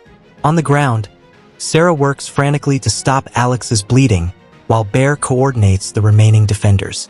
"Pressure here," Sarah orders, pressing bandages against the knife wound. "The blade missed vital organs, but you're losing too much blood." "Forget me," Alex grits through pain. "The briefcase, get it open now." Agent Medina examines the case's sophisticated locking mechanism. "Biometric security. We need Hector's fingerprints and retinal scan." "He's not getting any pressure," Bear responds grimly, dragging the cartel leader's body through mud and rain. Above them, Santos proves why he was once the cartel's most feared commander. His second missile strike clips a gunship's tail rotor, sending it spinning away into the darkness. But the remaining helicopters adapt quickly, using the storm for cover while coordinating their attacks. "They're not retreating," Martinez observes, helping coordinate ground defense. "Even with Hector down, they're still following the mission. Because they know what's in that case." Alex pushes herself to sitting position, ignoring Sarah's protests. "If that evidence gets out, a lot of powerful people go down. The pilots are more afraid of their real bosses than they are of us." The briefcase finally opens with a pneumatic hiss. Inside, they find multiple hard drives and documents, all protected in waterproof cases. But before they can examine the contents, thermal warnings blare from their backup sensors. "Ground teams," Bear shouts. "Professional hit squad moving up through the South Creek bed." Through emergency flares and lightning flashes, they spot the new threat. Cartel reinforcements, soldiers saved for this final push. Unlike the Sicarios, these men move with tactical precision using the storm and chaos for cover. "They're not here to win," Santos warns, reloading the missile launcher, "just to destroy the evidence." Scorched Earth Protocol. Alex forces herself to stand, years of combat experience helping her push through the pain. "Bear, get that case to the fallback position." Sarah, Martinez, coordinate civilian evacuation. "Everyone else, prepare for close combat." "You can barely stand," Sarah protests. "Good thing standing's optional in a firefight," Alex retorts. The cartel's final assault hits like a tsunami. Professional soldiers attack from multiple angles while gunships provide air support. But Alex's people have home field advantage and something worth dying for. Local hunters, knowing every inch of the terrain, pick off cartel forces trying to flank through the creek. Former Alcones use their inside knowledge of cartel tactics to predict and counter their movements. Veterans demonstrate why combat experience trumps tactical theory. They're pushing hard toward the evidence. Agent Medina reports, firing precise shots from cover. These aren't just cartel soldiers. Some of them are wearing military unit patches. Black Ops. Alex confirms, spotting familiar movement patterns. Someone's borrowed official assets for unofficial work. The revelation confirms the briefcase's importance. This isn't just a cartel operation anymore. It's a desperate attempt by powerful forces to bury their secrets. Santos's voice crackles over their emergency radio channel, running low on anti-air ordnance. Choppers are getting bolder. "Wait!" His voice sharpens. "Something's wrong with their formation. They're breaking off." Through the storm, they hear new helicopter rotors, different pitch, different direction. Powerful searchlights cut through the rain as National Guard Blackhawks appear, weapons armed and ready. "About time." Martinez grabs his radio. "Called in some favors when this started. Turns out burning down half a valley gets attention." But the cartel forces don't retreat. Instead, their attack becomes more desperate, more savage. They know they have minutes to destroy the evidence before overwhelming federal response arrives. "Push them back," Alex commands, somehow finding strength to direct the defense. "Everything we've lost, everyone we've sacrificed, make it mean something." The battle reaches its crescendo as defenders and attackers clash in close combat. The refuge burns around them, years of work reduced to ashes. But in that destruction, something new emerges, the unbreakable spirit of a community united against evil. Sarah's veterinary clinic becomes a last-stand position, wounded defenders fighting alongside former enemies. Local ranchers use their equipment to block cartel escape routes. Even the refuge horses play their part, their panic forcing attackers into prepared kill zones. Federal units, 5 minutes out, Agent Medina reports. If we can hold. Her words cut off as the largest remaining gunship makes a suicide run at their position. Santos, out of missiles, can only watch as it bears down on them. But someone else has been watching too. Through the storm comes the distinctive sound of a Barrett .50 caliber rifle. Bear, forgotten in the chaos, demonstrates why he was their unit's best marksman. The shot is impossible, through rain and wind at a moving target in near darkness, but sometimes impossible is just what happens when failure isn't an option. The helicopter's cockpit shatters.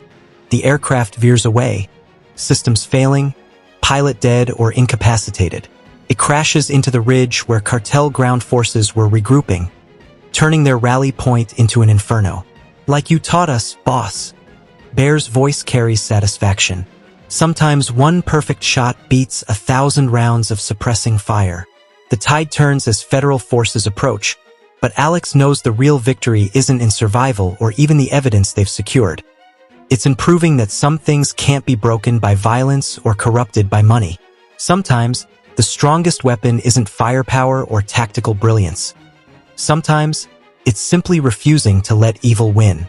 Dawn breaks over Hope Valley, revealing the full extent of destruction. The refuge lies in ruins, buildings still smoldering despite the rain. National Guard helicopters circle overhead while federal tactical teams secure the perimeter. Alex, her side heavily bandaged, watches multiple agencies swarm the battlefield. FBI, DEA, Homeland Security. Agent Medina identifies arriving vehicles.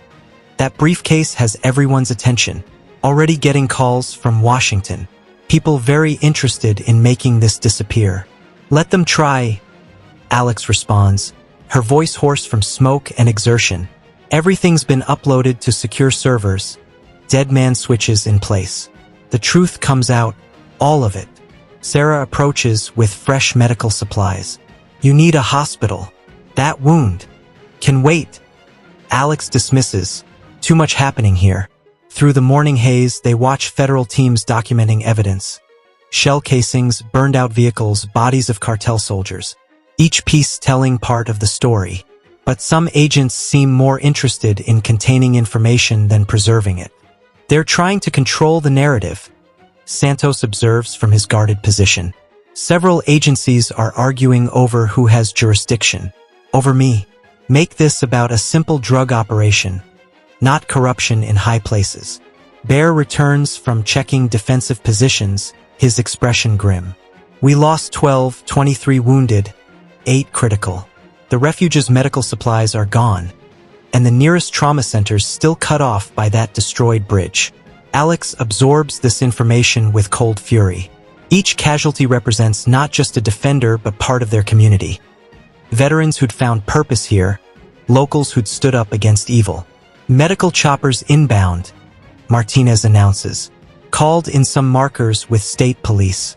They're sending their best trauma teams. A group of federal agents approaches, led by a man whose expensive suit screams bureaucrat but whose movements show military training. Assistant Director Camden, FBI, will take custody of that briefcase now. National security concerns. Interesting choice of words, Alex replies, considering half the names in that case are supposed to be securing the nation. Camden's expression hardens. You have no idea what you're dealing with. The political implications are exactly why this goes public. Alex cuts him off. Too many good people died protecting that evidence. Their sacrifice means something. She's right.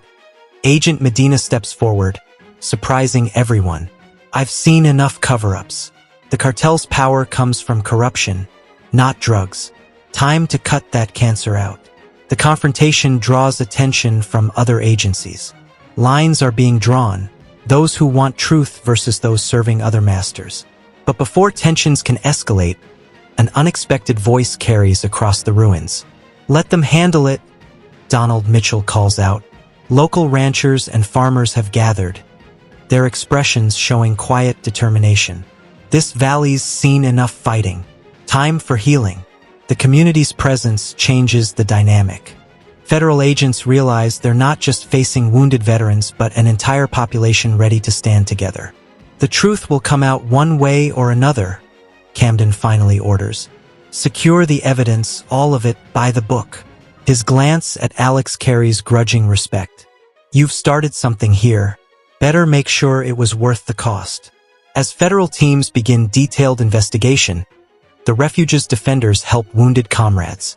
Former enemies work alongside locals, their shared battle creating unexpected bonds. Sarah coordinates with arriving medical teams, turning the remains of the barn into a triage center. What happens now?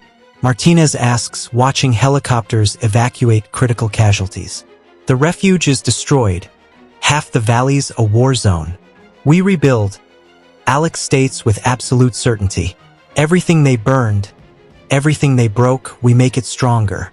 Show them why destroying something doesn't destroy its spirit.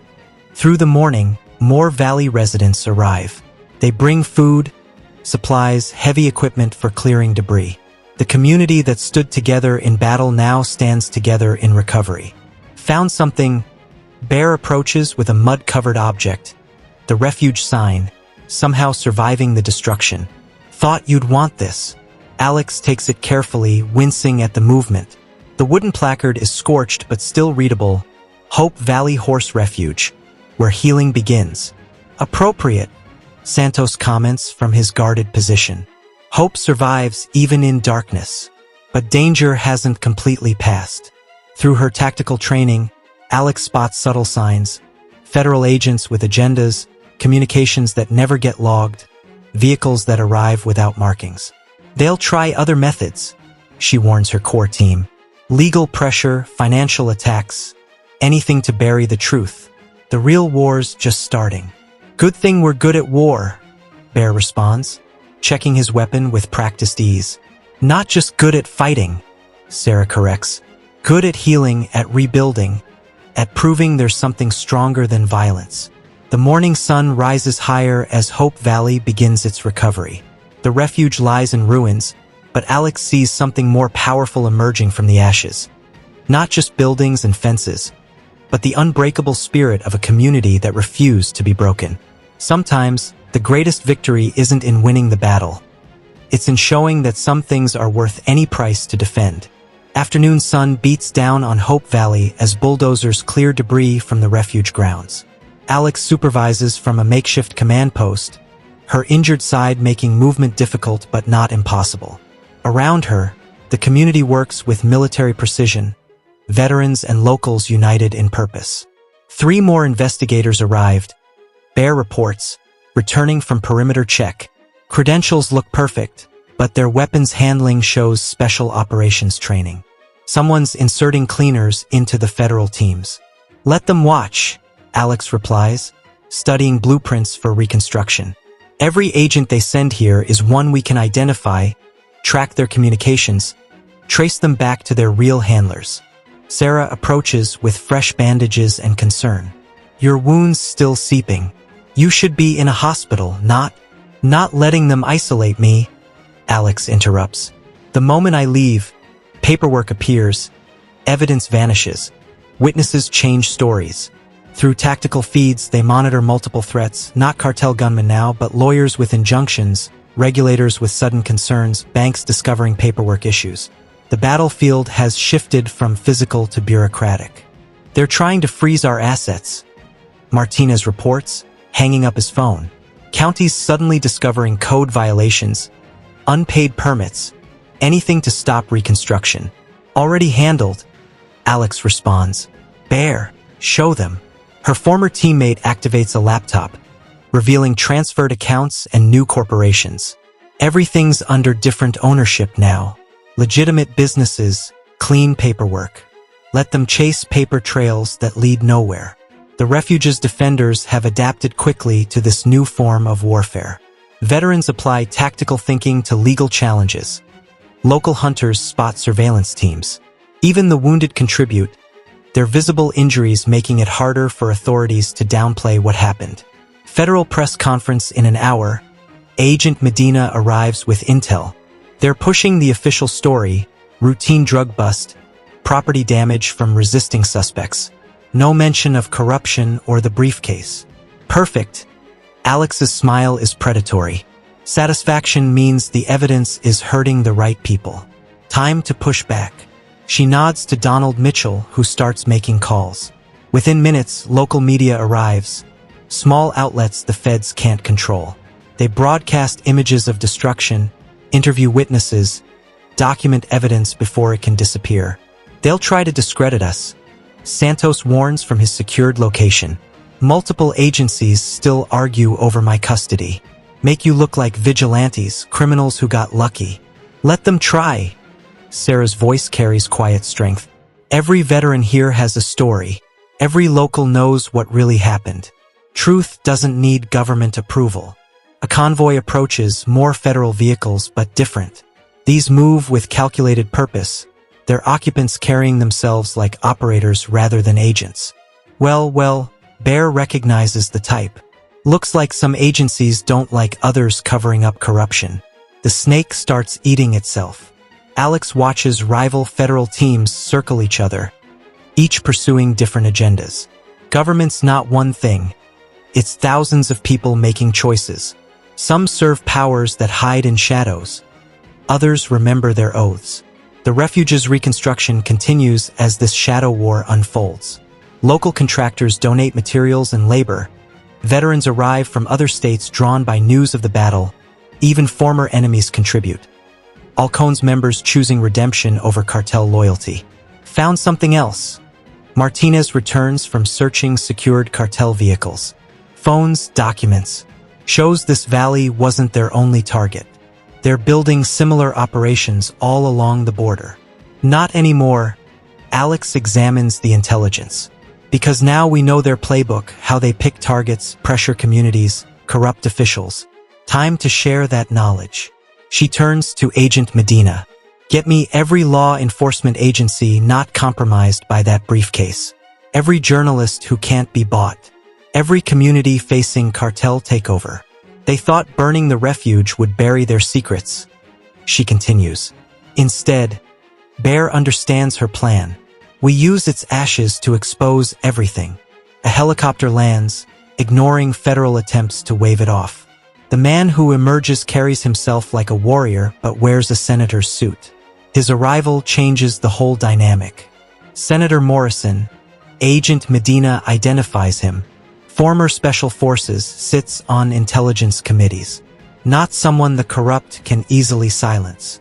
This is how we win, Alex tells her people. Not with guns or violence, but with truth. They can burn buildings, threaten lives, even change records, but they can't stop an idea whose time has come.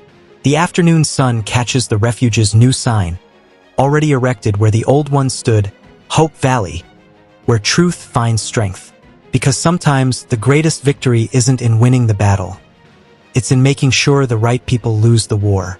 Evening settles over the reconstructed command center as Alex studies tactical displays showing cartel operations across multiple states.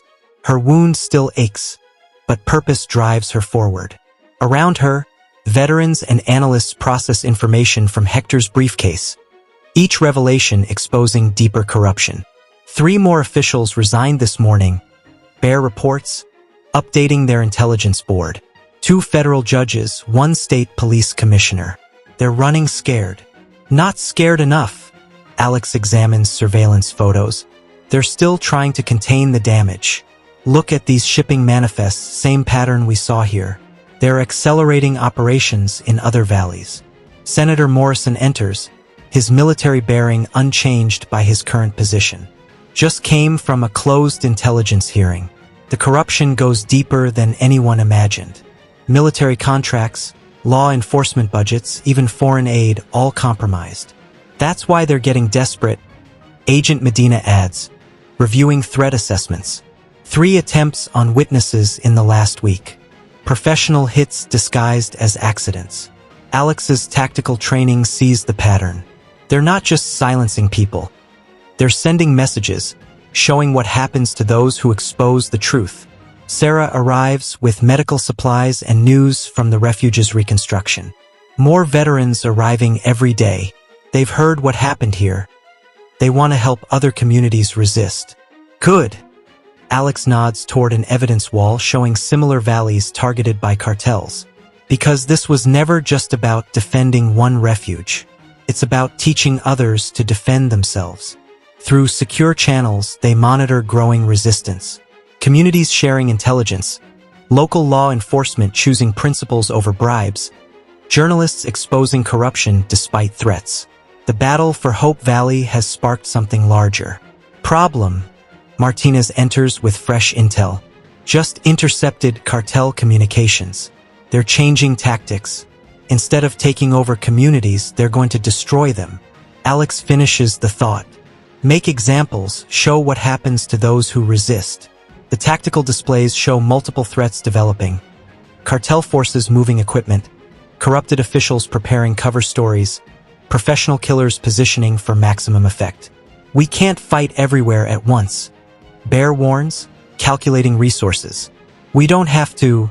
Alex's mind shifts to strategic thinking. We just have to make the price too high. Show them that every community they attack becomes another exposure, another revelation. Senator Morrison understands immediately. Turn their own tactics against them. Every act of violence becomes evidence.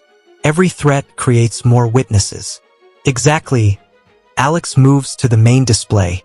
But we need to be smart, tactical. The cartels learned from our battle. They won't make the same mistakes. She outlines her strategy, drawing on years of combat experience. Not just defending communities, but making them resistant to takeover. Teaching locals to spot corruption, training law enforcement to resist pressure, showing people how to stand together against intimidation. It's already working. Agent Medina reports. That evidence we released about compromised judges? 3 more cartel operations exposed by honest courts. The system's starting to fight back. But victory brings new dangers. Through their surveillance network, they detect increased activity around Hope Valley. Not military forces this time, but something more insidious. Professional investigators. Santos identifies them from his extensive experience. Not just looking for evidence. They're hunting weaknesses, personal secrets, financial pressures, anything they can use. Let them look. Alex's voice carries cold certainty. Everything they investigate leads back to their own corruption. Every secret they expose reveals their methods. Sarah returns from treating newly arrived veterans. These men and women, they're not just here to rebuild. They want to learn what we did. Take those lessons home. Then we teach them, Alex decides. Not just combat tactics, but everything. How to spot corruption, resist pressure, build communities that can't be broken. The refuge becomes more than a rebuilding project. It transforms into a training center for resistance. Veterans share combat experience. Locals teach community organization. Even former cartel operators contribute insider knowledge. They're calling it the Hope Valley Method. Martinez reports from his law enforcement contacts. Communities standing together, refusing to be victimized. It's spreading, but Alex sees storm clouds gathering. Through hard-won experience, she recognizes the signs of desperate power preparing to strike. They'll try something big, she warns her core team. Something to discredit everything we've exposed. Make the truth seem like conspiracy theories. Let them try. Bear checks his weapons with practiced ease. Truth's got teeth now. Midnight oil burns in the refuge's command center as Alex monitors simultaneous attacks on multiple fronts. Not bullets and bombs now, but something potentially more dangerous. A coordinated campaign to destroy their credibility. Television screens show news channels spinning different versions of the same lies, while computer monitors track social media disinformation spreading like wildfire. They're calling us domestic terrorists. Bear reports, scanning headlines, claiming we staged the entire battle to cover illegal activities. 3 major networks running exclusive exposes on our criminal conspiracy. Agent Medina adds, tracking media patterns. All owned by companies connected to names in Hector's files. They're trying to bury the truth under an avalanche of lies. Sarah enters with medical reports that reveal another front in this war. 3 more witnesses hospitalized with unexpected complications. Doctors can't explain their symptoms, but I recognize the signs: sophisticated poison, probably military grade. The refuge's defenders have adapted to this new form of warfare. Veterans trained in combat now guard against digital attacks. Local hunters spot surveillance teams attempting to gather compromising footage. Even the rescued horses play a role, their visible recovery giving lie to claims of abuse and neglect. They're pushing a Senate investigation. Senator Morrison arrives with fresh intelligence. Committee stacked with compromised officials. They'll subpoena everyone, try to twist testimony into admissions of guilt. Let them. Alex's voice carries dangerous certainty, because every question they ask opens doors we want opened. Every witness they pressure becomes another chance to expose truth. Through secure channels, they monitor growing resistance across the country.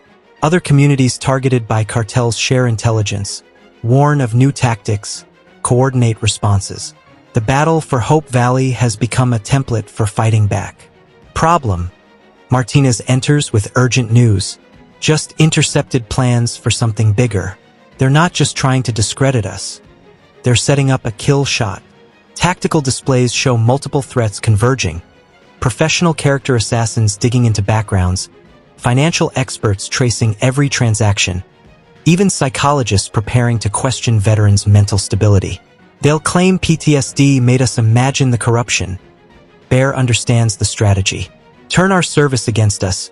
Make everything we've exposed sound like trauma-induced paranoia. But Alex sees opportunity in their desperation. They're committing too many resources, making too many connections. Every attack leaves traces, leading back to them. She moves to the evidence wall where photos and documents expose layers of corruption. Look at these patterns. Every hit piece, every investigation, every accident. They're signing their work without realizing it. Santos, with his expertise in cartel operations, proves invaluable identifying key players. These aren't just corrupt officials anymore. We're seeing nation-state level tradecraft. Intelligence agencies, black ops units, people who usually topple governments. Because that's what we're really fighting, Alex explains. Not just cartels, but systems of power built on corruption. And they're showing their hand. The refuge's tactical advantage becomes clear. Every person they investigate has family in military or law enforcement. Every witness they threaten knows someone in intelligence communities. Every lie they spread reaches people trained to spot deception. For more federal agents requested transfer here, Agent Medina reports. Good ones, not compromised. Words spreading through agencies, people choosing sides. Sarah returns from treating newly arrived veterans. These men and women, they're not just bringing combat experience. They're bringing evidence from other operations, other cover-ups. Everything connects. Alex outlines her counter-strategy, applying military precision to information warfare. Not just defending against accusations, but using each attack to expose bigger truths. Every investigation becomes a chance to reveal more corruption. Every attempt to silence witnesses creates new testimony. They're calling in markers, Senator Morrison warns. Friendly judges suddenly retiring, honest prosecutors reassigned. They're trying to clear the legal battlefield. Too late. Alex's smile carries predatory satisfaction. Because we're not filing cases in their courts. We're taking everything to the public, showing people how to recognize corruption in their own communities. The refuge's transformation continues as more veterans arrive. Not just combat soldiers now, but intelligence analysts, cyber warfare experts, even former Black Ops operators choosing redemption over continued corruption. Latest casualty report. Bear updates their status board. 3 more witnesses attacked, but all survived. Our protective techniques are working, and every failed attempt tells us more. Santos adds, these aren't random hits. They're professional wetwork teams. Their methods reveal their training, their connections. Through their surveillance network, they detect increased activity around official channels, emergency meetings, secure communications, resources being mobilized. The power structure is preparing something unprecedented. Multiple congressional committees activate, Martinez reports. Executive orders being drafted. They're trying to shut down all investigation using national security claims. Perfect. Alex's tactical mind sees the opportunity, because that response tells everyone exactly how high this goes. They're not just exposing corruption anymore, they're confirming it. Sarah brings reports from other sanctuaries starting up across the country. Communities learning to protect themselves, veterans finding new purpose, honest officials gaining courage to resist pressure. This is why they're truly desperate, Alex tells her core team. Not because we exposed past corruption, but because we're showing people how to prevent future takeovers. They can't stop an idea whose time has come. The midnight hour grows deeper as Hope Valley's defenders prepare for what's coming. Because sometimes, the greatest victory isn't in exposing evil. It's in teaching others how to recognize and resist it in their own lives. Incoming priority alert, Bear calls out. Multiple executive agencies mobilizing. Whatever they're planning, it's happening soon. Good. Alex checks weapons that now serve mainly as backup to intelligence gathering. Let them bring their worst. Because this time, we're not just fighting for one valley. We're fighting for every community they've tried to control. Sarah understands, and this time, Santos adds, we know exactly who they are and how they operate. The night deepens as Hope Valley prepares for its greatest challenge. Because sometimes, the most important battles aren't fought with guns or bombs. They're fought with truth, courage, and the unshakable determination to stand against corruption, no matter the cost. Dawn breaks over Hope Valley as government vehicles converge from all directions. Not military forces this time, but something potentially more dangerous. Federal tactical teams, congressional investigators, even judicial officials, all carrying papers that give their corruption a veneer of legitimacy. Multiple agencies declaring emergency jurisdiction. Bear reports from their surveillance center. Homeland Security, FBI, DEA, all claiming authority to seize evidence and detain witnesses. They're not even trying to hide it anymore. Agent Medina observes, watching corrupted officials coordinate their approach. Direct orders from the highest levels. They're burning their own cover stories to shut us down.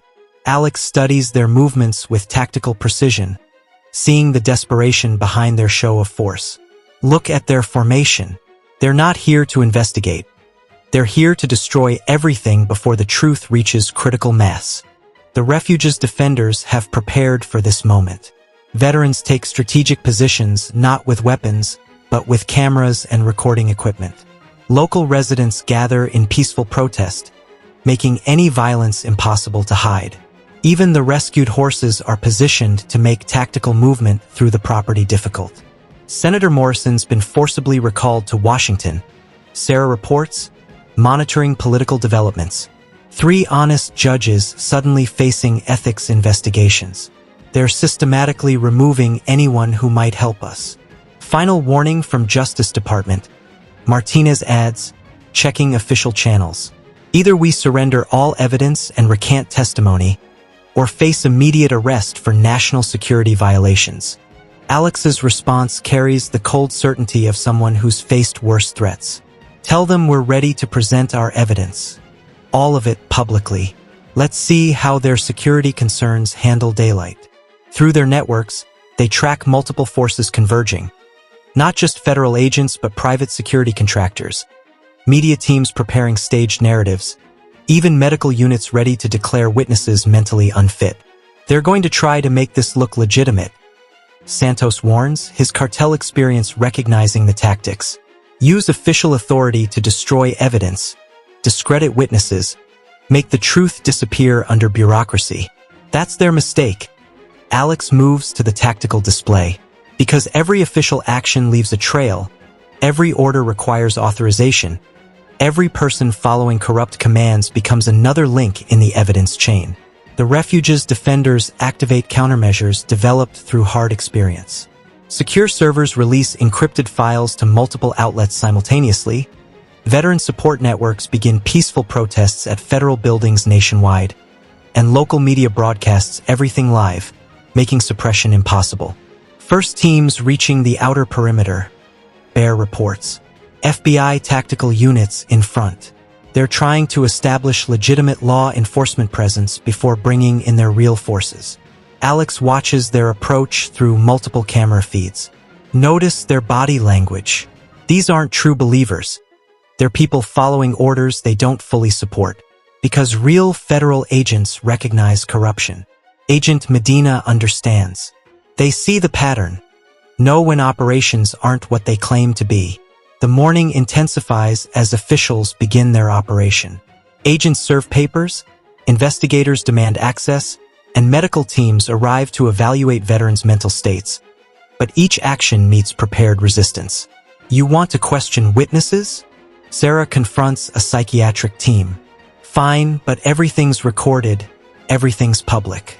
Let's see how your diagnoses hold up under peer review. Searching for illegal weapons? Martinez challenges tactical teams. Go ahead, but explain why you're ignoring cartel armories to investigate decorated veterans. Alex coordinates the resistance with military precision, but not through force. Each attempted seizure becomes documentary evidence. Every threatened witness becomes a public voice. All corruption exposed in real time.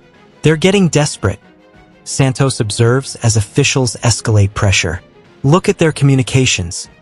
They're being ordered to finish this fast, regardless of methods. Because sunlight's their enemy, Alex explains. Every minute this stays public weakens their position. They need quick victory or total suppression. The refuge becomes the front line in an unprecedented battle, not fought with weapons but with truth. Veterans share combat stories that expose covered-up operations. Former cartel members reveal corruption networks. Even local residents contribute, showing how communities can resist takeover. Congressional Oversight Committee announcing emergency hearings. Bear reports. They're trying to classify everything as a national security matter. Perfect. Alex's smile carries dangerous satisfaction. Because that committee is about to learn why you don't give corrupt officials a public platform. Through secure channels, they launch their counteroffensive, not with violence but with carefully preserved evidence. Every committee member's corruption exposed simultaneously, every false claim met with documented proof, all attempts at cover-up revealed in real time.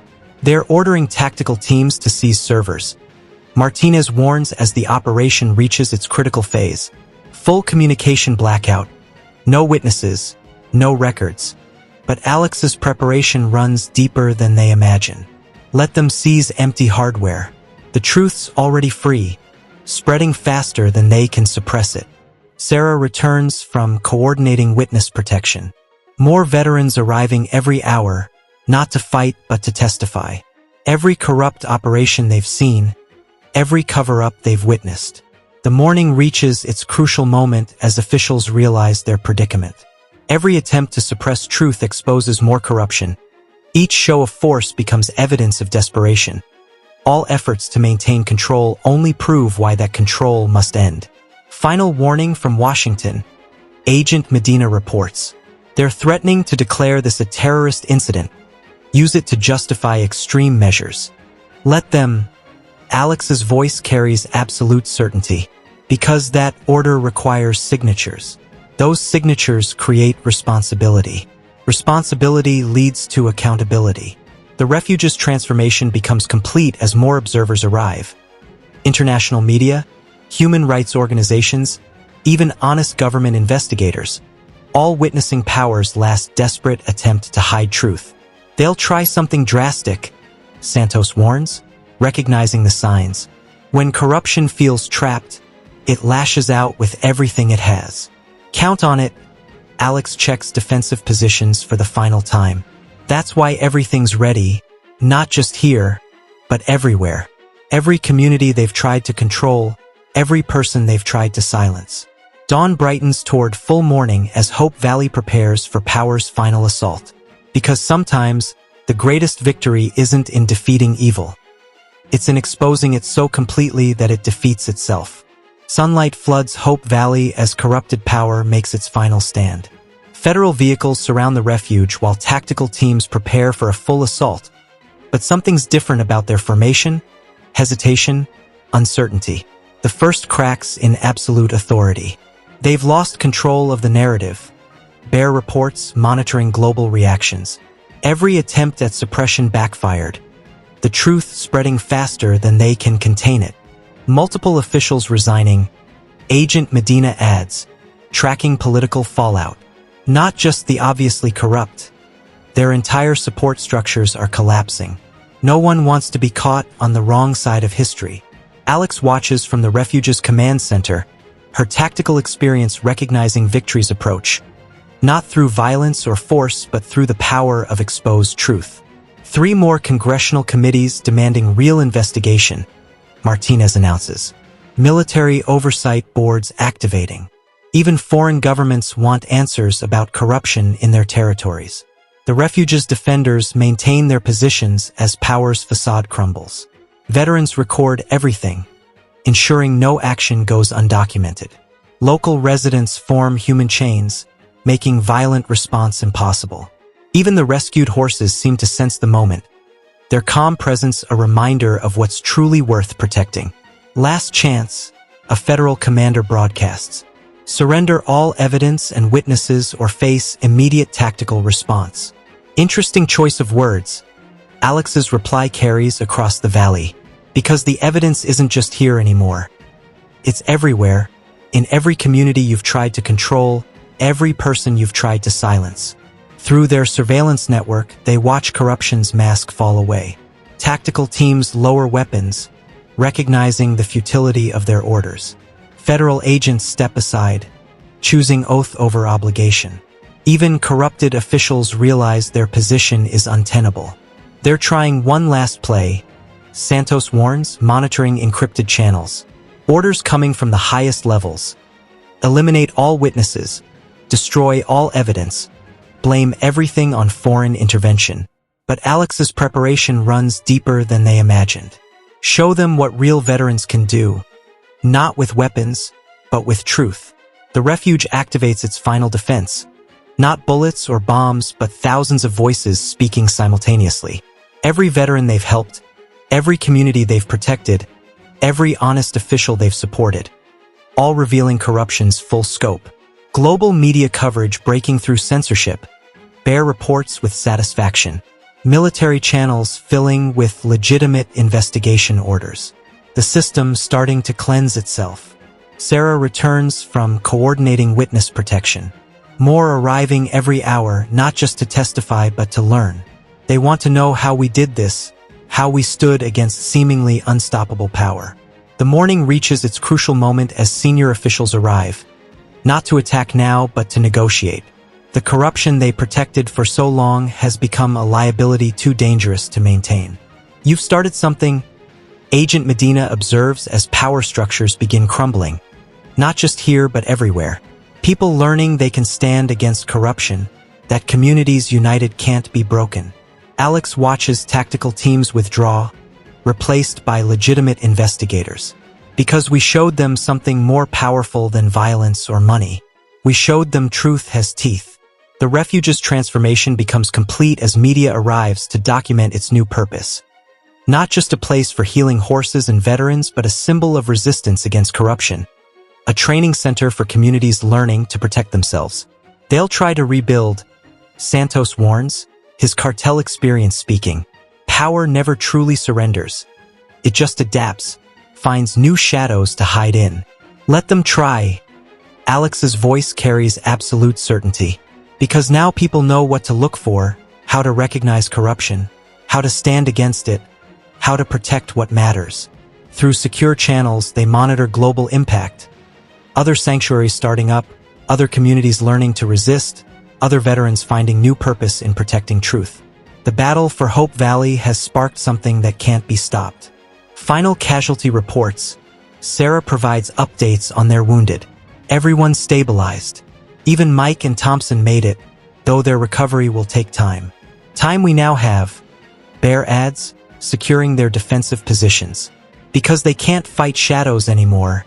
Not when the light's shining everywhere. The refuge begins its next phase as more people arrive. Not seeking shelter now but knowledge. How to build communities too strong to corrupt. How to maintain truth against lies. How to stand together when power tries to divide. We'll need to expand. Martinez observes as facilities fill with new arrivals. More training areas, more rehabilitation space. Already planned, Alex reveals, showing additional blueprints. Because this was never just about saving one valley. It was about teaching others to save themselves. The morning brightens toward full day as Hope Valley celebrates. Not just victory, but transformation. The refuge stands restored, stronger than before. Not just buildings and fences, but ideas that can't be burned down. They thought destroying this place would bury their secrets, Santos reflects, watching corrupt power retreat. Instead, they created something that will destroy corruption everywhere. Because some things can't be killed with violence, Sarah understands. Some things grow stronger when power tries to break them. Alex surveys her refuge's new purpose with quiet satisfaction. Veterans finding healing through helping others. Communities learning to stand together. Truth proving stronger than corruption. What happens now? Agent Medina asks as federal vehicles disappear. Now we teach. Alex's voice carries the weight of hard-won wisdom. Everything we learned, everything we suffered, everything we discovered about standing against evil. So the next time power tries to corrupt a community, the community knows how to fight back. Bear finishes, not with guns or bombs, but with something stronger. Sarah adds, unity, truth, the kind of courage that can't be broken. The sun rises fully over Hope Valley as Alex Foster's refuge begins its real mission. Not just healing broken spirits, but teaching others how to prevent breaking, how to recognize corruption, resist power, and stand together against evil. Because sometimes, the greatest victory isn't in winning.